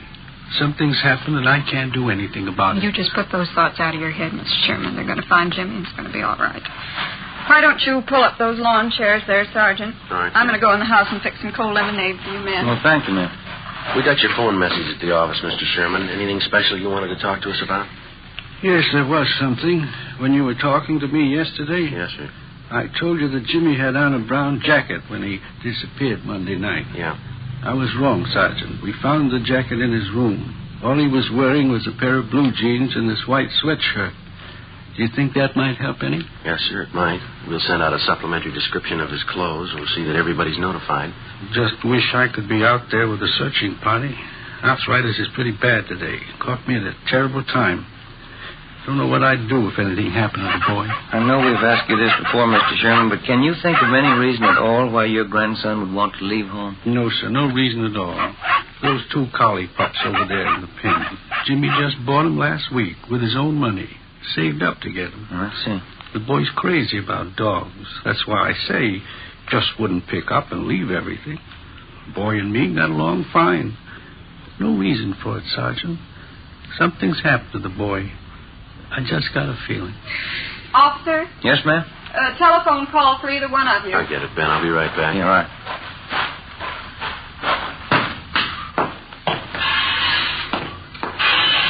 The man said it was your office calling. Thank you, Miss Keller. Where's the phone? Telephone straight back there in the hall. Thank you very much.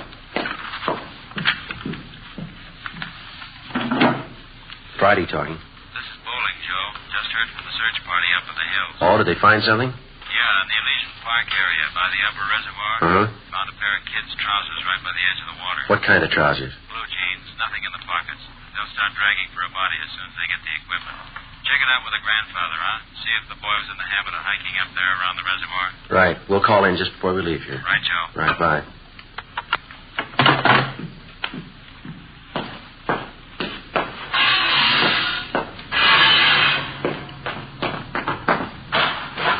Well, there's your lemonade, Sergeant. Just poured it for you. Nice and cold. Thank you, ma'am. What was it, Sergeant? Something about the boy? Well, nothing definite, no, sir. Just a report on the search party. They're still up in the Elysian Park area. Oh, I see. Did your grandson Jimmy do much hiking in that neighborhood up there, Mr. Sherman? Yes, I think he did. Likes to hike up there around the reservoir. Why? The name on the 316 report, missing juvenile, read James Philip Sherman, WMA, 10 years old. He lived with his 68-year-old grandfather, Oscar Sherman, in a small cottage in a sparsely populated section of the city. Shortly after 6 p.m. on Monday, the boy went outside to play. When darkness fell and he failed to return home, his crippled grandfather went out to look for him. Half an hour later, the neighbors joined in the search. No sign of the boy. At 10 p.m., Juvenile Bureau was notified, and throughout the night, squads of men on foot and in cruiser cars canvassed the area. A local broadcast and an all-points bulletin was gotten out on the boy.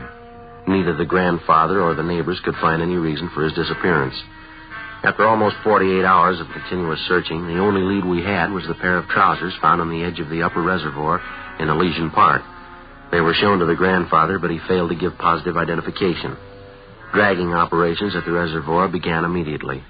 Meantime, Ben and I, together with Lorman and Lopez from Homicide, checked out every possible lead on the missing youngster. One of the tips came from a Frank Grady, an unemployed carpenter who lived 5 blocks from the Sherman home. I don't know how much this may be worth to you, Sergeant. I don't want to get anybody into trouble, but I figured this is a pretty important thing. Well, what is it you want to tell us, Mr. Grady? Well, as I say, I don't want to get anybody in any trouble, but have you checked over everybody in this neighborhood? I think we've talked to just about everybody in the area, don't you, Joe? Well, either us or the men from Homicide. Why do you ask, Grady? Well, there's a guy who lives down the street there, right down the corner from this house. Old guy by the name of Gilby. Well, what about him? As I say, I don't want to cause any trouble, but maybe you ought to double-check him. One thing, he's an ex-convict, I know that. Another thing, he hates everybody in the neighborhood. Hates the kids, too. Wouldn't be surprised if he was your man. Why do you say that, Grady? Does he have any special reason for disliking the Sherman boy? Old man Gilby wouldn't need a reason. A real queer one. Say, I got a couple cans of cold beer in the icebox, and I fix you fellas up. No, thank you very much. Just the same. What makes you think this Gilby had anything to do with the boy's disappearance, Mr. Grady? Well, number one, I saw old man Gilby out walking Monday night when the Sherman kid disappeared. Yeah? Saw him walking along the road up there. The same one that goes up by the reservoir. And I watched him. It was dark by the time he got back to his house. I'd check on him again if I were you. As far as you know, has Gilby ever been in trouble for bothering the kids in the neighborhood? Oh, Sergeant, he bothers everybody in the neighborhood. Real queer. Lives by himself, always complaining about something. Frankly, I think he's your man. I think he took that kid and he did something to him. Well, do you have anything at all to back up your opinion? You dig around. You'll find something on him. He's no good, and I'll bet on it. I've had a couple of run-ins with him myself. He just isn't any good, that's all. Well, all right, Grady. Thanks for the tip. We'll be sure and double-check on the man. You won't tell him where you got the tip, though, huh? Like I say, I've had run-ins with him before. It might cause trouble. No, he won't know where we got it. Thanks again. Okay, Sergeant. It's a pretty important thing. I didn't want to make anybody look bad, but the old man's just no good. Now, you understand that, don't you? Sure, Grady. We understand. As a matter of routine, we double-checked on Grady's neighbor, Mr. Harold Gilby. We found out that he had no jail record and that he had been at work on Monday from 3 to 11 p.m. He could have had no direct connection with the Sherman boy's disappearance, no more than Grady himself could have had. The so-called tip he'd offered us was like 100 other phony leads in 100 other cases. Spiteful, small-minded neighbors trying to use a tragic situation to work out their jealousies and prejudice on somebody that they didn't get along with in the neighborhood. The search continued. So did the hot weather. Friday, August 6th. No sign of the missing boy. The temperature climbed into the mid-90s. Dragging operations at the reservoir went on. Saturday, August 7th. More legwork. More hot weather. By noontime, Ben and I had run down the last lead we had on 10-year-old Jimmy Sherman. Went nowhere. 1 p.m., we headed back for the office to check with Inspector Bowling. These are the days when I wish I had a little swimming pool in my backyard. It'll be nice to go home to. Yeah, well, save your money. No, it doesn't cost so much. No, I read in a magazine where a fellow built his own pool for $95.37. It can't be much of a pool, can it? Oh, yeah, it's good size. Of course, he did all his own labor. Had all his friends in to help out. Well, he must have had a lot of friends, didn't he? Yeah, he did after he finished the pool. Friday, Ben? Hi. Oh, hi, Skipper. How'd you two make out? Anything? No luck at all. It makes it unanimous. Did you hear about the old man, the boy's grandfather? No, what happened? I guess the strain got too much for him. He collapsed. They're moving him to a hospital. Oh, that's too bad. Right. Our men still up there dragging that reservoir? Finished this morning. Nothing. Well, how about the search party? Nothing there either, I suppose. No, not a trace of the boy. It's a blind alley all the way around. How about the APB, the radiogram? Had 3 replies so far. None of them panned out. Here, grab it. Juvenile Bureau, Bowling. Yeah, Fred. No good, huh? Yeah, all right. Check you later. I heard it once. I heard it 50 times. No trace of the boy. Got me, Skipper. Something real weird about the whole thing. Well, now, look, we know he didn't just disappear into thin air. Kid's gone. There's a good reason for it. There's got to be an answer somewhere. That's right. You'll find it. Another week passed, and then a month. 2 months. We were no farther along than the day we started on the case. In November, we had a teletype from Chief Earl O'Clair of the Phoenix, Arizona Police Department. Reportedly, the Sherman boy had been seen in Phoenix. It was another false alarm. The Christmas holidays wore on into a new year. February came and went, then March, and April. Tuesday, May 3rd, 1:40 p.m. Ben and I got a call to check in with Inspector Bowling. This telegram just came in from Dayton, Ohio. Have a look. Thank you. Let's see, Joe. What is it? Jimmy Sherman. They found him. 9 months had gone by, almost to the day, since the Sherman boy had disappeared. The grandfather was contacted immediately. When he was told his grandson had been found and that he was safe, the old man was unable to answer. He broke down and wept. In our communications with the Dayton, Ohio police, they told us that the boy had been found wandering along a highway just outside that city and that he'd appeared to be in a kind of a dazed condition. The boy told the Dayton officers that he'd been kidnapped a short distance from his home in Los Angeles by a man in a blue sedan. He gave them detailed descriptions of both the man and the car. He told them that for the past 9 months, the man had held him prisoner, driving from state to state, never letting the boy out of his sight. He said the kidnapper told him on several occasions that he was holding him for ransom and that he was waiting to get money from his grandfather. On May 8th, the youngster was returned to Los Angeles and reunited with his grandfather. On May 10th, we got a call from the grandfather that he wanted to talk to us. Ben and I drove out to see him. Come right in, officers. Glad to see you. How are you, sir? Hi, Mr. Sherman. Sorry to cause you all this trouble chasing you out here like this. Not at all, sir. What is it you want to see us about? Well, I'm not really sure about it, Sergeant. That's the whole thing of it. I don't know if it's me or what it is. Well, what's bothering you, Mr. Sherman? It's the boy, Jimmy. I don't know what to think. Well, how do you mean, sir? He's all right, isn't he? We saw him as we drove up, playing out in the backyard, and the doctor checked him over, didn't he? No, it's not that. The boy's healthy enough. Nothing wrong with him. Well, then what is it, sir? Maybe it sounds a little weird to you, but I'm just not sure. You're not sure of what? That boy out there, Sergeant. I'm not sure he's really my grandson.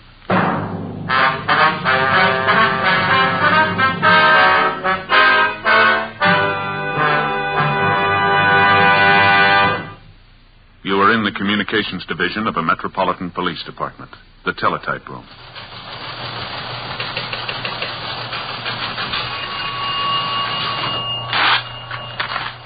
.43 LOS 52951, 12:03 p.m. APB, WMA 150, 5'6", dark hair, dark eyes, wearing gray suit, no hat. Suspect is wearing glasses. Heavy build, 22 years. Suspect is armed with blue steel revolver. Any information? Forward. You have just heard a teletype description of a suspect. This information will apply to many, but careful screening will eliminate all but one. You'll find the same is true when you examine king-size cigarettes. Careful screening will eliminate all but Fatima. Compare Fatima. Fatimas are the same length as any other king-size cigarette, 85 millimeters. Fatima has the same circumference, 1 1/64 inches around. And Fatima filters the smoke exactly the same long distance as other king-size cigarettes. But in Fatima, the difference is quality. Fatima gives you extra mildness, a much different, much better flavor and aroma.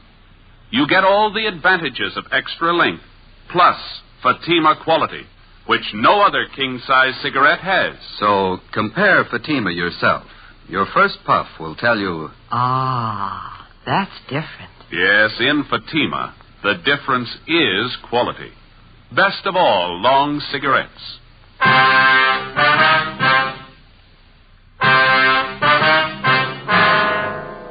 Tuesday, May 10th, 2 p.m. When the aging grandfather, Oscar Sherman, told us that he wasn't sure whether the recovered boy was really his grandson, Ben and I didn't know what to think. Our first reaction was that the shock of recovering the boy after he'd almost been given up for lost had been too much for the old man. Mr. Sherman admitted that there was no physical difference in the boy as far as he could see, but he still insisted that there was something wrong, that the boy seemed different somehow. To satisfy the grandfather, Ben and I talked to the boy, but he failed to give us any reason to believe that he was not Jimmy Sherman. We checked with the boy's friends, all the people in the neighborhood who'd known Jimmy over a period of years. They confirmed our opinion. A few thought that the youngster had changed a little, but no one had any serious doubts about it. The boy was really Jimmy Sherman. So the matter was dropped. Thursday, May 12th. Ben and I had lunch, and then we checked back in at the office.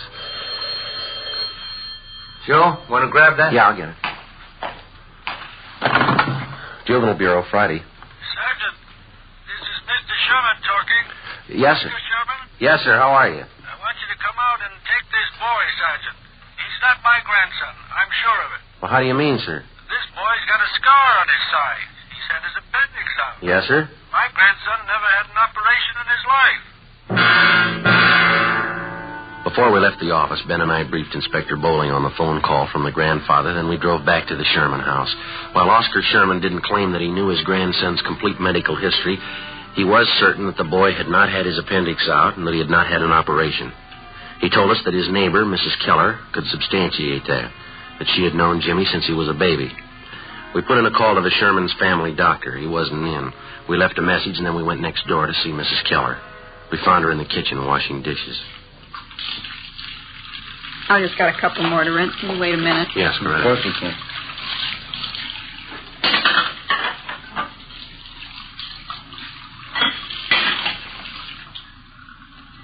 No, to tell you the truth, Sergeant, I just don't know what to think about Mr. Sherman.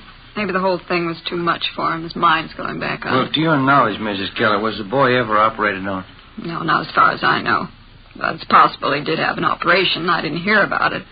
Sergeant, as far as I'm concerned, that boy's Jimmy Sherman. I don't know what his grandfather's up to with all that silly talk. Well, if it's not really the boy, we won't have too much trouble finding the truth. There's no question in my mind. Of course it's Jimmy. Why, when he was over here the other day, he talked about the party I gave for him one Halloween. He even remembered the children who were there. Mm-hmm. Are the other neighbors as sure about the boy as you are? Just about. Miss Foster down the street, Jimmy was in to see her yesterday. He talked about some changes she'd made in her living room, asked her about some relatives she has living out of town. Mm-hmm. Come to think about it, Jimmy even remarked on that new trailer rose I planted out in front. Besides, as the boys' dogs, why, they knew that youngster the minute he set foot in the yard. Yes, ma'am. Well, thank you very much, Mrs. Keller. If we have any more questions, we'll contact you. Is that all right? All right, Sergeant. Couldn't fix you a cup of coffee, could I? No, thanks, Mrs. Keller. Take the time now. Poor old Mr. Sherman. I don't know what to make of it. He's so mixed up. Yes, ma'am. So are we. We left the neighbor, Mrs. Keller, and went back next door to the Sherman house. The grandfather told us that the family doctor hadn't returned our call yet. At 3:30 p.m., the boy came home from school, changed his clothes, and went out into the backyard to play. We figured we had nothing to lose in talking to the boy again. We found him in the small workshop at the rear of the garage where he was sawing on a piece of plywood with a hacksaw. We talked to him for about 20 minutes. It was no different than the first time we interviewed him. He was relaxed and talkative. Say, would you hand me that hammer there, officer? Oh, yeah. Here you go. Thanks. Boy, if I ever get this thing finished, it's going to be the best coaster around here. These are the wheels I'm going to put on it. Pretty good, aren't they? Yeah, they look fine, son. Do you like building things, coasters and things like that? Oh, yeah, I like it all right. It's fun.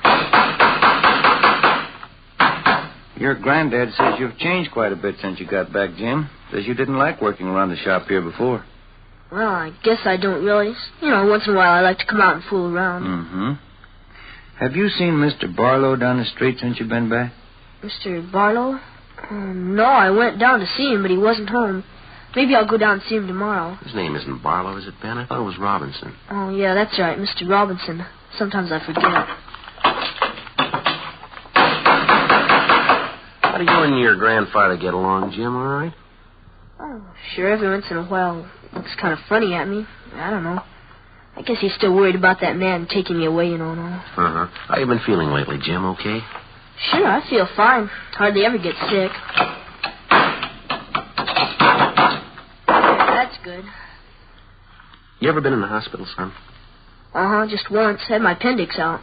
I hate hospitals. Can I have that can of nails there, please? Oh, yeah. Yeah, here you are. Gotta make this good and strong, you know. I'd like to ask you a question, son. Yeah? What's your real name? I'm Jimmy Sherman. You know that. No, I'd like to have the truth, son. Who are you? You must be fooling, officers. You know who I am. Jimmy Sherman. No, Jimmy Sherman never had his appendix out, son, but you did, and you've got a scar to prove it, haven't you? Sure, I had my appendix out. Ask my grandpa. He'll tell you. I'm afraid he won't, son. He says he's not your grandfather. He says you don't belong here. His grandson never had an operation in his life. How about it, son? You want to tell us about it? Oh, Grandpa isn't feeling well. He doesn't know what he's saying. Well, he knows you're not his grandson. Now, come on. What about it, son? All right. I'm not Jimmy Sherman.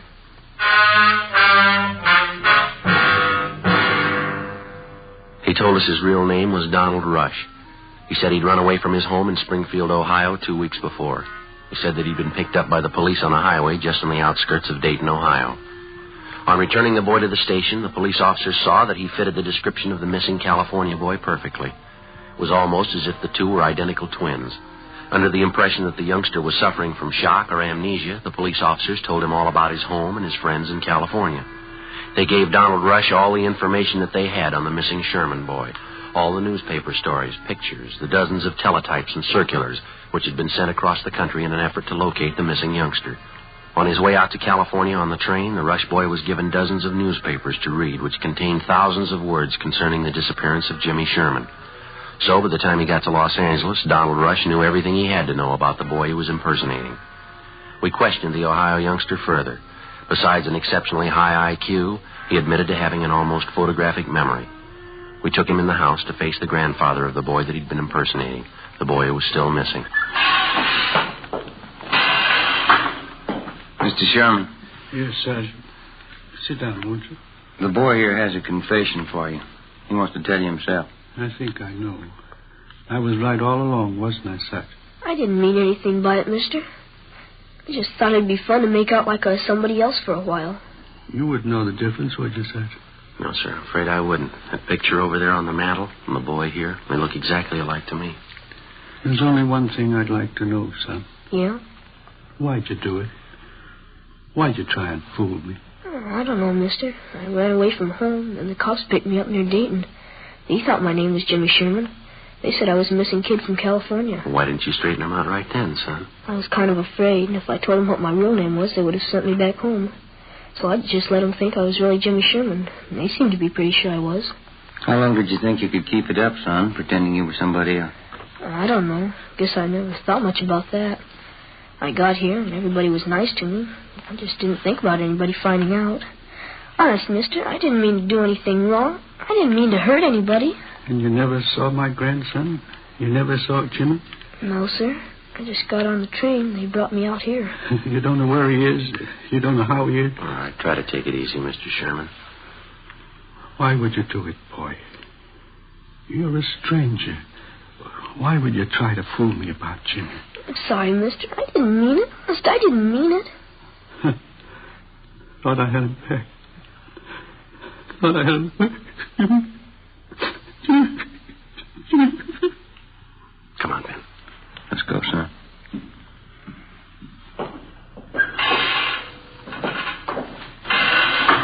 I didn't want to make him cry like that, Sergeant. Honest, I'm sorry. Couldn't you just let me stay here with him? No, I'm afraid not, son. I won't do anything wrong. Don't you think I could just stay here with him? I'll go right back in there now and tell him I'm sorry. Yeah, I'm sorry too, youngster, but you're not the boy he's looking for.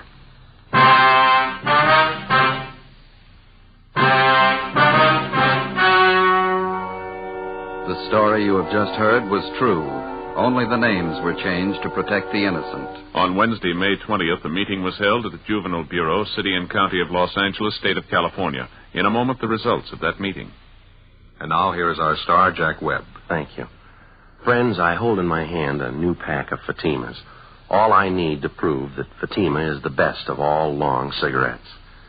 Now here, on the side, you'll find this statement. Fatima contains the finest Turkish and domestic tobaccos, superbly blended to make Fatima extra mild. Fatima gives you all the advantages of extra length, plus Fatima quality, which no other king-size cigarette has. So tomorrow, buy a pack of Fatimas. I know you'll find that in Fatima, the difference is quality.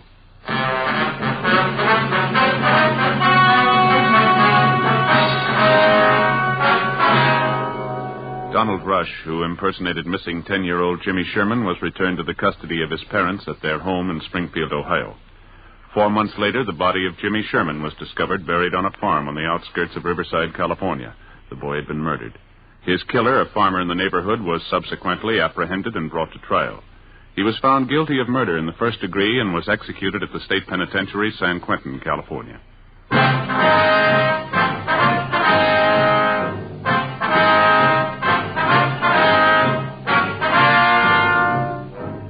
You have just heard Dragnet, a series of authentic cases from official files. Technical advice comes from the Office of Chief of Police W.H. Parker, Los Angeles Police Department. Fatima Cigarettes, best of all long cigarettes, is brought you Dragnet, portions transcribed from Los Angeles. Stay tuned for Counter Spy, next over most NBC stations.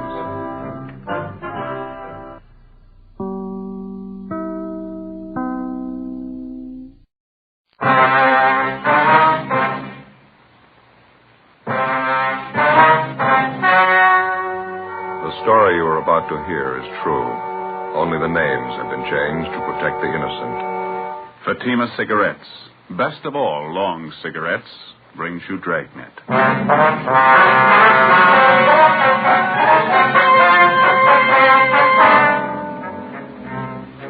You're a detective sergeant. You're assigned the homicide detail.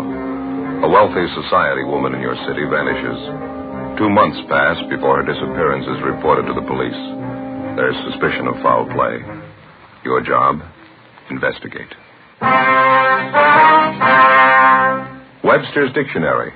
Definition of the word compare. Compare. Examine for purpose of discovering resemblance or difference.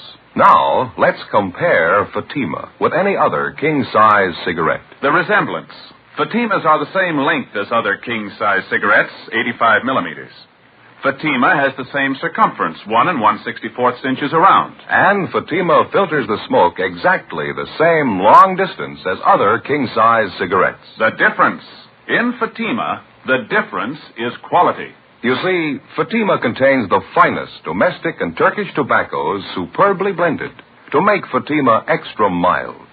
You get all the advantages of extra length plus Fatima quality, which no other king-size cigarette has. So compare Fatima yourself. Your first puff will tell you... Ah, that's different. Yes, in Fatima, the difference is quality. Buy Fatima. Best of all long cigarettes.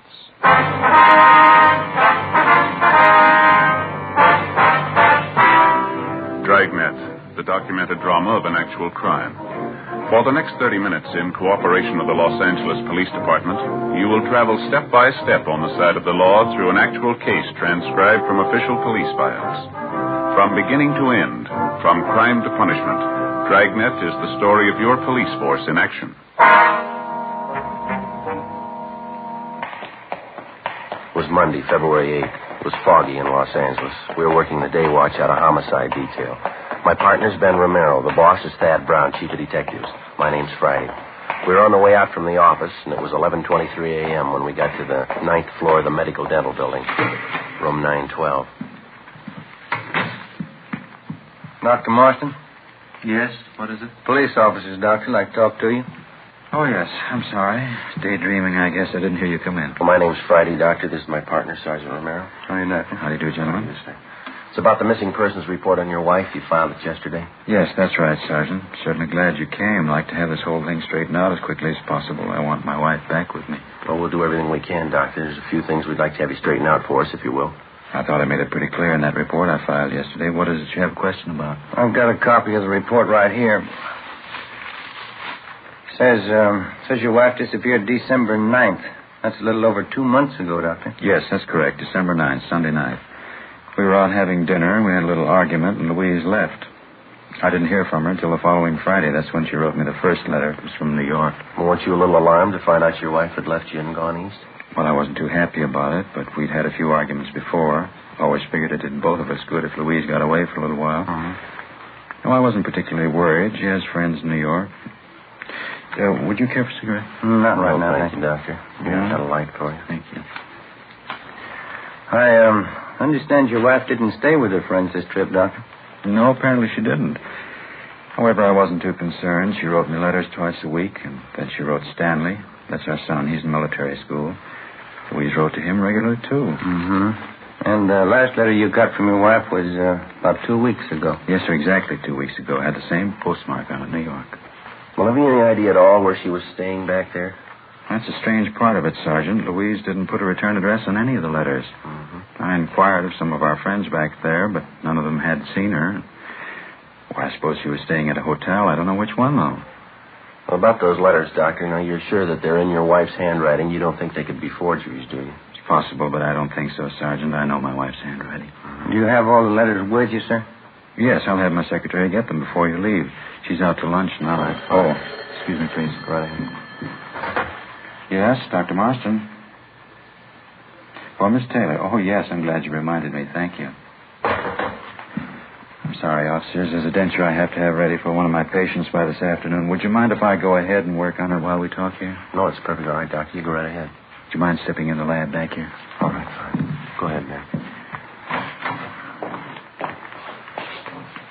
sorry to interrupt everything like this. I do have to have this denture ready, though. We understand, sir. Doctor, you say the night your wife Louise disappeared, the two of you had an argument? Yes, that's correct. Mm-hmm. We were having dinner out at our country club, and I guess Louise had too many cocktails. She gets in a nasty mood when she drinks too much. I asked her to stop drinking. She flared up and walked out of the place. Uh-huh. Did anyone besides yourself see her leave? Oh, yes, 2 or 3 couples, friends of ours. When I found out Louise had gone off to New York, I thought, well, it was her way of teaching me a lesson. I wasn't too disturbed about it until the letters stopped coming. Well, how about your son, Stanley? Do you know if he's still getting the letters from his mother? No, he's not. I telephoned him up at his school. He stopped getting letters about the same time I did. Let's see, where did I put that casting ring? Oh, yes, here we are.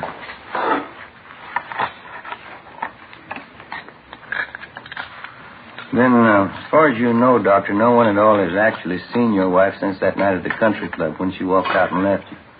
Mm-hmm, that's correct. As I say, if I hadn't been getting those letters from her every week from New York, I would have called the police in long ago. Would you excuse me, please? Oh, yeah. Quite a bit of oxide in this gold crown I've cast here. A little bit of acid should take care of that. Mm-hmm. Well, what's your theory on all this, Doctor? Your wife leaves suddenly and she goes to New York. She corresponds with you and your son, and then her letters stop coming. What do you think might have happened? Well, frankly, Sergeant, the whole thing's a terrible family mix-up. Get this crown here out of the acid.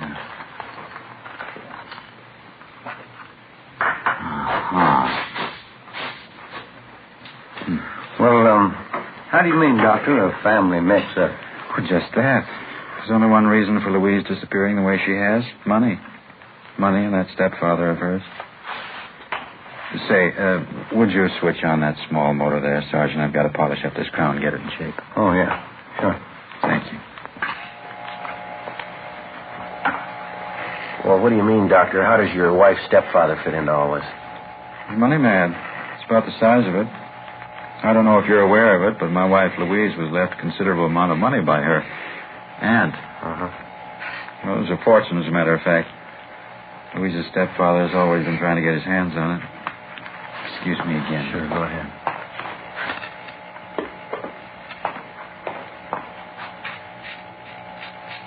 Well, and you think your wife's stepfather is responsible for her disappearance, is that right? Oh, I'm not making any direct accusations, Sergeant. But 2 days ago, or 2 days before Louise disappeared, I had $80,000 in bonds signed over to her. Checked around since she's been gone. Haven't been able to locate the bonds anywhere. You think she had the bonds with her when she left? Guess I'm sure of it. Pardon me just a moment. Yes, go ahead. Uh-huh.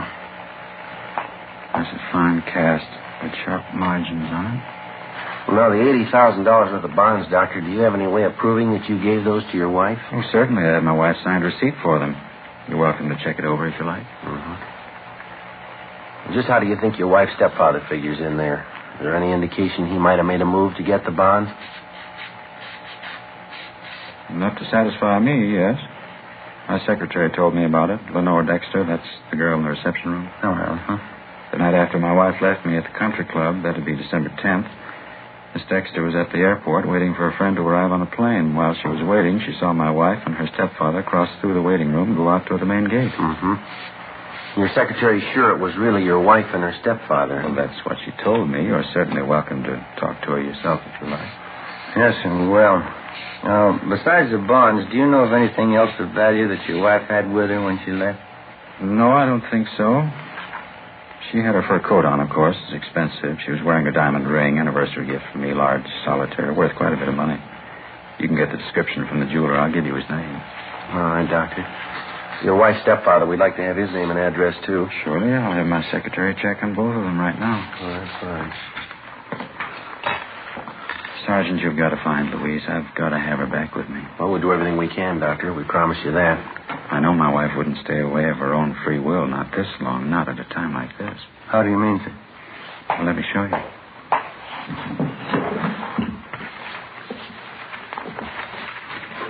Here it is. This is the final drawing the architect made for us. What do you think of it? Oh, it's very nice. Yeah, it certainly is. It's got to be our own building. 12 stories, finest in the city. Uh-huh. Robert A. Marston building for professional men. Louise and I have looked forward to it for a long time. I understand. We settled on the final plans a week before she disappeared. Contractors will start construction in a few weeks now. There's supposed to be a great day in our lives. Laying the cornerstone. Yes, sir, I understand. Great day. Robert A. Marston building. It's a funny thing, isn't it, officers? How's that? Nothing's very great unless there's somebody to share it with. Before we left the office of Dr. Robert Marston, we talked with his secretary, Miss Lenore Dexter. She confirmed the doctor's statement that on the night after Louise Marston had disappeared from the country club, she had seen both Mrs. Marston and her stepfather at the city's international airport. She said she did not follow them. She had no idea of their destination. Dr. Marston gave us the letters his wife had written him during her absence and also his wife's signed receipt for the $80,000 worth of bonds. Each of the letters was postmarked New York, and the dates on them ranged from December 15th to March 24th. Well, Ben and I drove back to the office and put in a call to the home of the missing woman's stepfather, a Mr. William House. Then we went down the hall to the office of Don Meyer, our handwriting expert. We gave him the letters, which supposedly had been written by Mrs. Marston from New York, along with a signed receipt for the bonds and various other exemplars of her handwriting, which we had obtained from her bank. 2:50 p.m., the missing woman's stepfather, William House, arrived at the office. He was a tall, graying man, dignified, well-dressed. It's about time the police started looking into this thing. How long does a person have to be missing before there's an investigation? The missing report was only filed yesterday, Mr. House. If you knew your stepdaughter was gone, why didn't you report it? I've had private detectives working on this for a month. Had them checking everything about the case. How much luck have they had? Frankly, not much. But I still got them working on it. Well, getting back to what we have on hand, Mr. House, how about this statement of Dr. Marston's secretary? She says she saw you with Mrs. Marston at the international airport the night after she disappeared. It's a lie. I haven't been near that airport in 6 months. It's a lie, and I can prove it. I don't know what Marston's up to, but he isn't going to get away with it. What do you mean by that, sir? I think he's murdered Louise. I think he killed her and buried her somewhere. That's my honest opinion. You sound sure of it. I am sure of it. I knew Marston for what he was the day I met him. He's a fortune hunter, pure and simple. He's after Louise's money, and nothing's going to stop him. Nothing has stopped him. Well, I was under the impression that Dr. Marston was wealthy before he married your stepdaughter. Isn't that right, sir? Certainly not. He was just another poor dentist with a lot of big ideas. All this talk about putting up a building, naming it after himself. Why, Louise fought him on that constantly. He's some kind of crazy egotist. Well, what about the $80,000 in bonds he says he signed over to Mrs. Marston? If he told you that, he's a bigger liar than I thought. Well, he gave us a receipt for the bonds. It was signed by his wife. Can you account for that? Frankly, no. Either he got her signature on it by some kind of trick, or he forged it. I'm sure he never had that much money. Those bonds belong to Louise. And what about the letters Dr. Marston got from his wife? You think they were forged, too? I'm positive they were. Don't you see, officer? It's the perfect cover-up for him. Well, one way or the other, it's not going to take us long to find out the truth. Our handwriting man's checking over the letters and the bond receipt now. Can you fill us in at all on Dr. Marston's background, Mr. House? Only since he's been connected with the family, since he married Louise. Say, would you give me a cigarette, please? I went off and left mine at home. Oh, sure. Here you are. Thank you. Thank you. I can't tell you how I feel about it, officer. I'm afraid of that man. I'm deathly afraid of him. I know he's done something terrible to Louise. Well, how can you be so sure of it, Mr. House? You must have some basis for your opinion. I just know, that's all, Sergeant. If Louise had just disappeared and there wasn't any question of money involved, I wouldn't be so anxious about it. But $80,000 worth of bonds, that'd be enough to tempt Marston to murder his own mother. You don't know him like I do. Well, what do you know about him, sir? There must be something concrete. I can tell you this much, officer. Marston's a man who is capable of murder. Now, I'm a sensible man. I don't walk up and down the street looking for murderers. But I know when we've got one in the family. That much you've got to believe. You will believe it. Well, excuse me just a minute. I'll get that. Homicide, Friday. Yeah, Don. Is that right? All of them? Right. Thank you, Don. Well, that was our handwriting man, Mr. House. Yes? He just finished checking the writing in those letters and on the receipt for the bonds. What did he say? Forgeries? No, sir. They're genuine. Every one of them. As soon as William House left the office, Ben and I began an immediate check of his whereabouts the night after his stepdaughter, Louise Marston, had disappeared. We talked to his friends and associates, members of the staff at the club where he lived.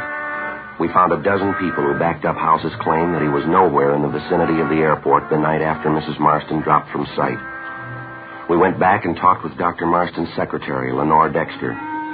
She still insisted that she had actually seen House at the airport with the missing woman. Dr. Marston and the stepfather continued to accuse each other of murder. At our request, repeated efforts were made by the New York police to locate Mrs. Marston. No luck. We checked and rechecked with the maid at the home of the missing woman.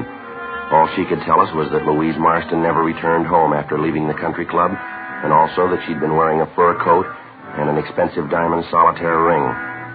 A week passed, and then 2 weeks. We stayed on it, but there wasn't much progress. The case of Louise Marston came to a virtual standstill Wednesday, February 24th. Hi, Joe. Morning. Anything new? Yeah, I think we got a break. The Marston case. Oh, what do you got? Maid out of Dr. Marston's home. She called first thing this morning. Said Dr. Marston had a little dinner party out there last night. What about it? One of the people there was Marston's secretary, that Lenore Dexter. Oh, yeah. She was wearing a large diamond ring. Yeah? Maid got a good look at the ring. Mm-hmm. Says it's the same one Mrs. Marston was wearing the night she disappeared.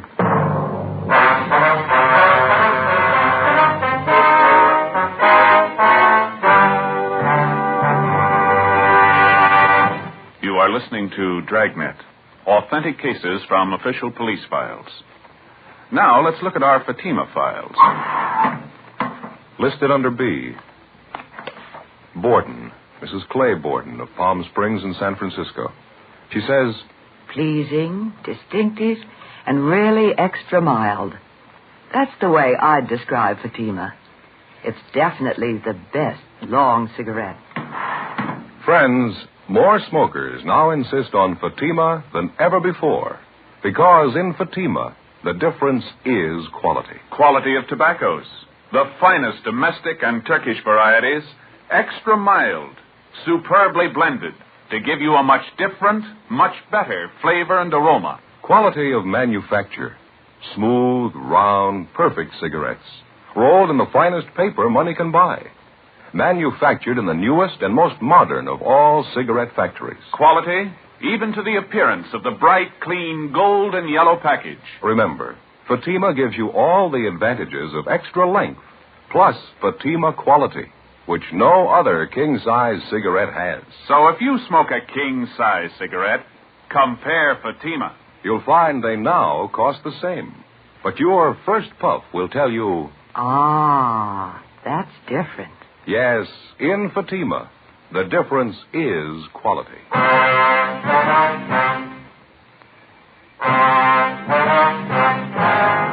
Wednesday, February 24th, 9:15 a.m. Ben and I drove out to the home of Dr. Robert Marston and talked to the maid. She told us that on the previous evening, the doctor had had a small dinner party and that one of the guests was the doctor's secretary, Lenore Dexter.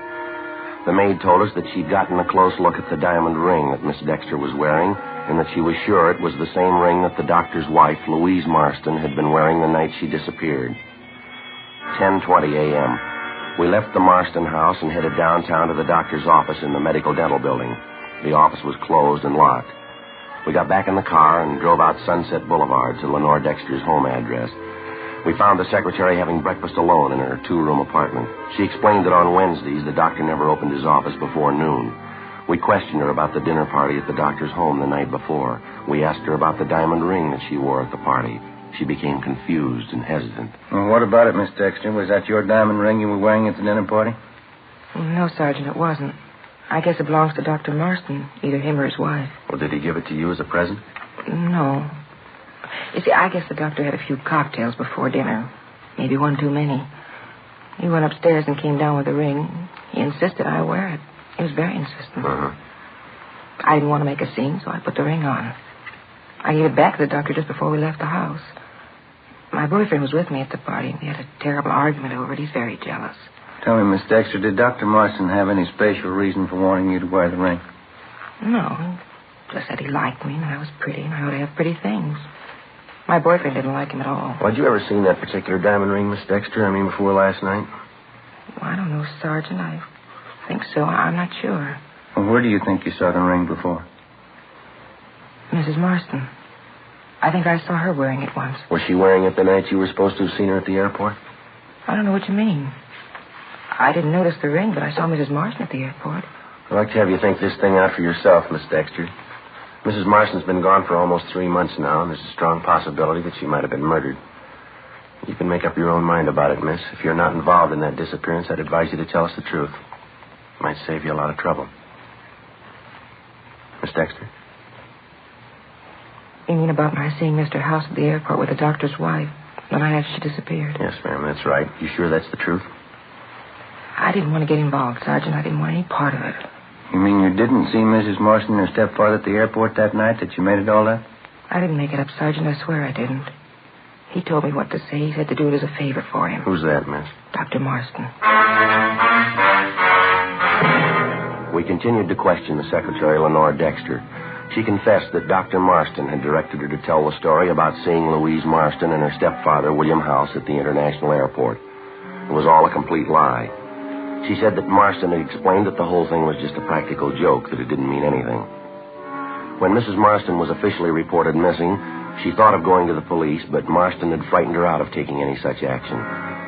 The only other suspicious thing she could recall about Mrs. Marston's disappearance was a conversation between the doctor and his architect, Mr. Harold Whitmore. He was the architect who had planned and designed the projected Robert A. Marston building for professional men.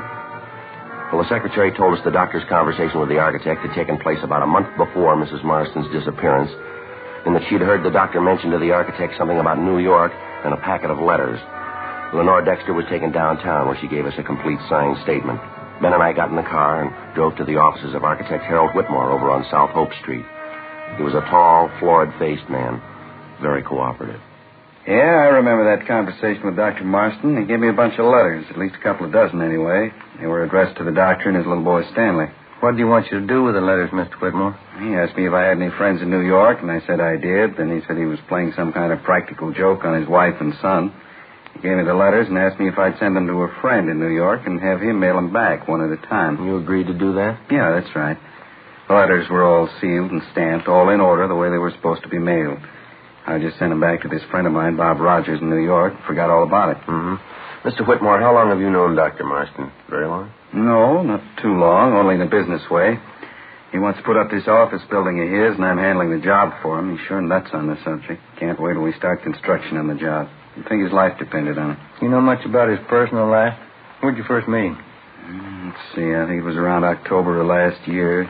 He and Mrs. Marston were building a summer place down at Malibu, and I helped out with the plans. The doctor was always hanging around there, helping out with the work whenever he could. Uh-huh. And that's the only previous contact that you had with him, huh? And that's about all, yeah, building the beach house. Dr. Marston thought he had some new ideas about building a new type basement in the place. That's so? Yeah, not a bad job on a cellar for an amateur. Used enough cement on it to sink a battleship. No, just a second, Mr. Whitmore. Did Dr. Marston cement in the basement while the house was being built? Is that... No, about a couple of months later, around the middle of December, I think. Do you remember the date exactly when he did the cement work? Not exactly. About the 12th or 13th of December, I think. Mm-hmm. Yeah, right after his wife disappeared. Wednesday, February 24th, 1:30 p.m. Ben and I picked up Dr. Robert Marston and brought him downtown to the office. We questioned him for an hour and informed him of the evidence against him. Despite the statement of architect Harold Whitmore, the doctor insisted he was innocent of any crime connected with the disappearance of his wife. We contacted the New York Police Department and asked them to check on architect Whitmore's friend, Robert E. Rogers. A special detail of men was dispatched to the summer home at Malibu to see what they could find. Half an hour later, Dr. Robert Marston was placed in a car, and Ben and I drove him to the Malibu home. We continued questioning him during the drive, but he refused to make a statement of any kind. On our arrival at the beach cottage, we found Marston's young son, Stanley, together with a maid and the family butler. We took Dr. Marston downstairs to the basement. The men had a large section of the cement flooring ripped up. They were digging. In the room up above, we could hear young Stanley Marston playing on a toy harmonica.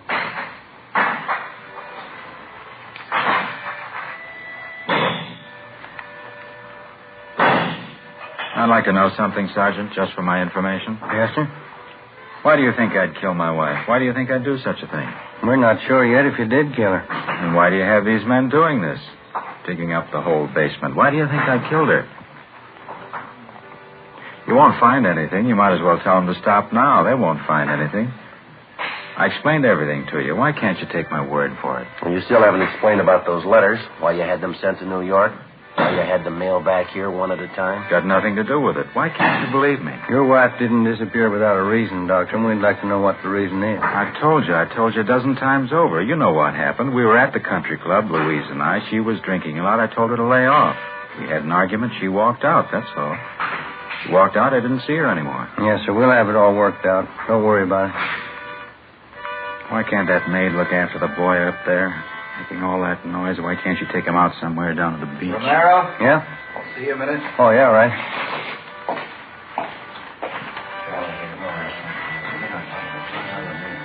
Sergeant, what do you want me to say? What's that? They've found her. You know that. Louise, right where I buried her. What do you want me to say? Well, that's up to you. Guess you wouldn't understand, would you, Sergeant? The only thing I ever wanted in my life. She wouldn't let me have it. The building. Robert A. Marston building. For professional men. You mean your wife wouldn't give you the money for it? That's why you quarreled, is that it? I tried to tell her. Through one fight after another. She didn't know how much it meant to me. And that's why you killed her, huh?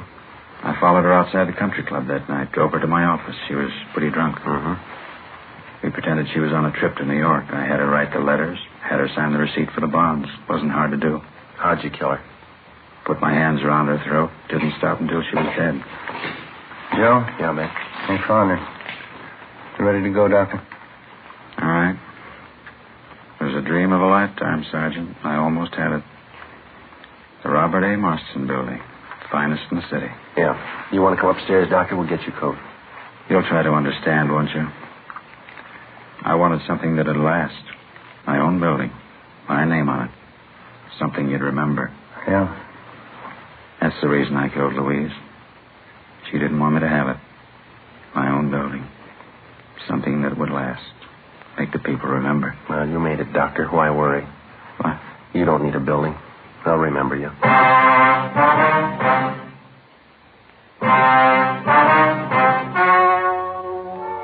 The story you have just heard was true. Only the names were changed to protect the innocent. On June 3rd, trial was held in Superior Court, Department 87, City and County of Los Angeles, State of California. In a moment, the results of that trial. And now here is our star, Jack Webb. Thank you. Friends, our latest sales figures indicate that Fatima is undoubtedly the fastest-growing long cigarette in the country. And I'm sure you'll agree that there must be a sound reason for Fatima's ever-increasing popularity. Well, to my way of thinking, that reason can be summed up in just two words: Fatima quality. You'll spot it instantly. Fatima gives you all the advantages of extra length, plus Fatima quality, which no other king-size cigarette has. So tomorrow, buy a pack of Fatimas and prove to yourself that the difference is quality.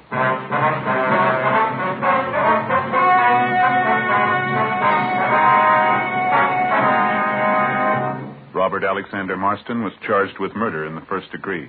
10 days after his trial opened in Superior Court, the suspect took his own life in his jail cell by hanging.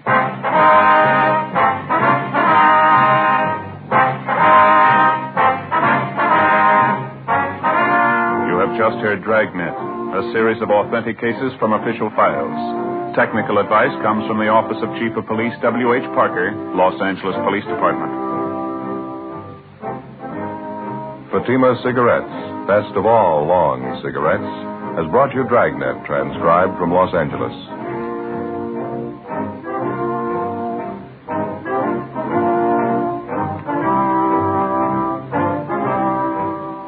Stay tuned for Counter Spy next over most NBC stations.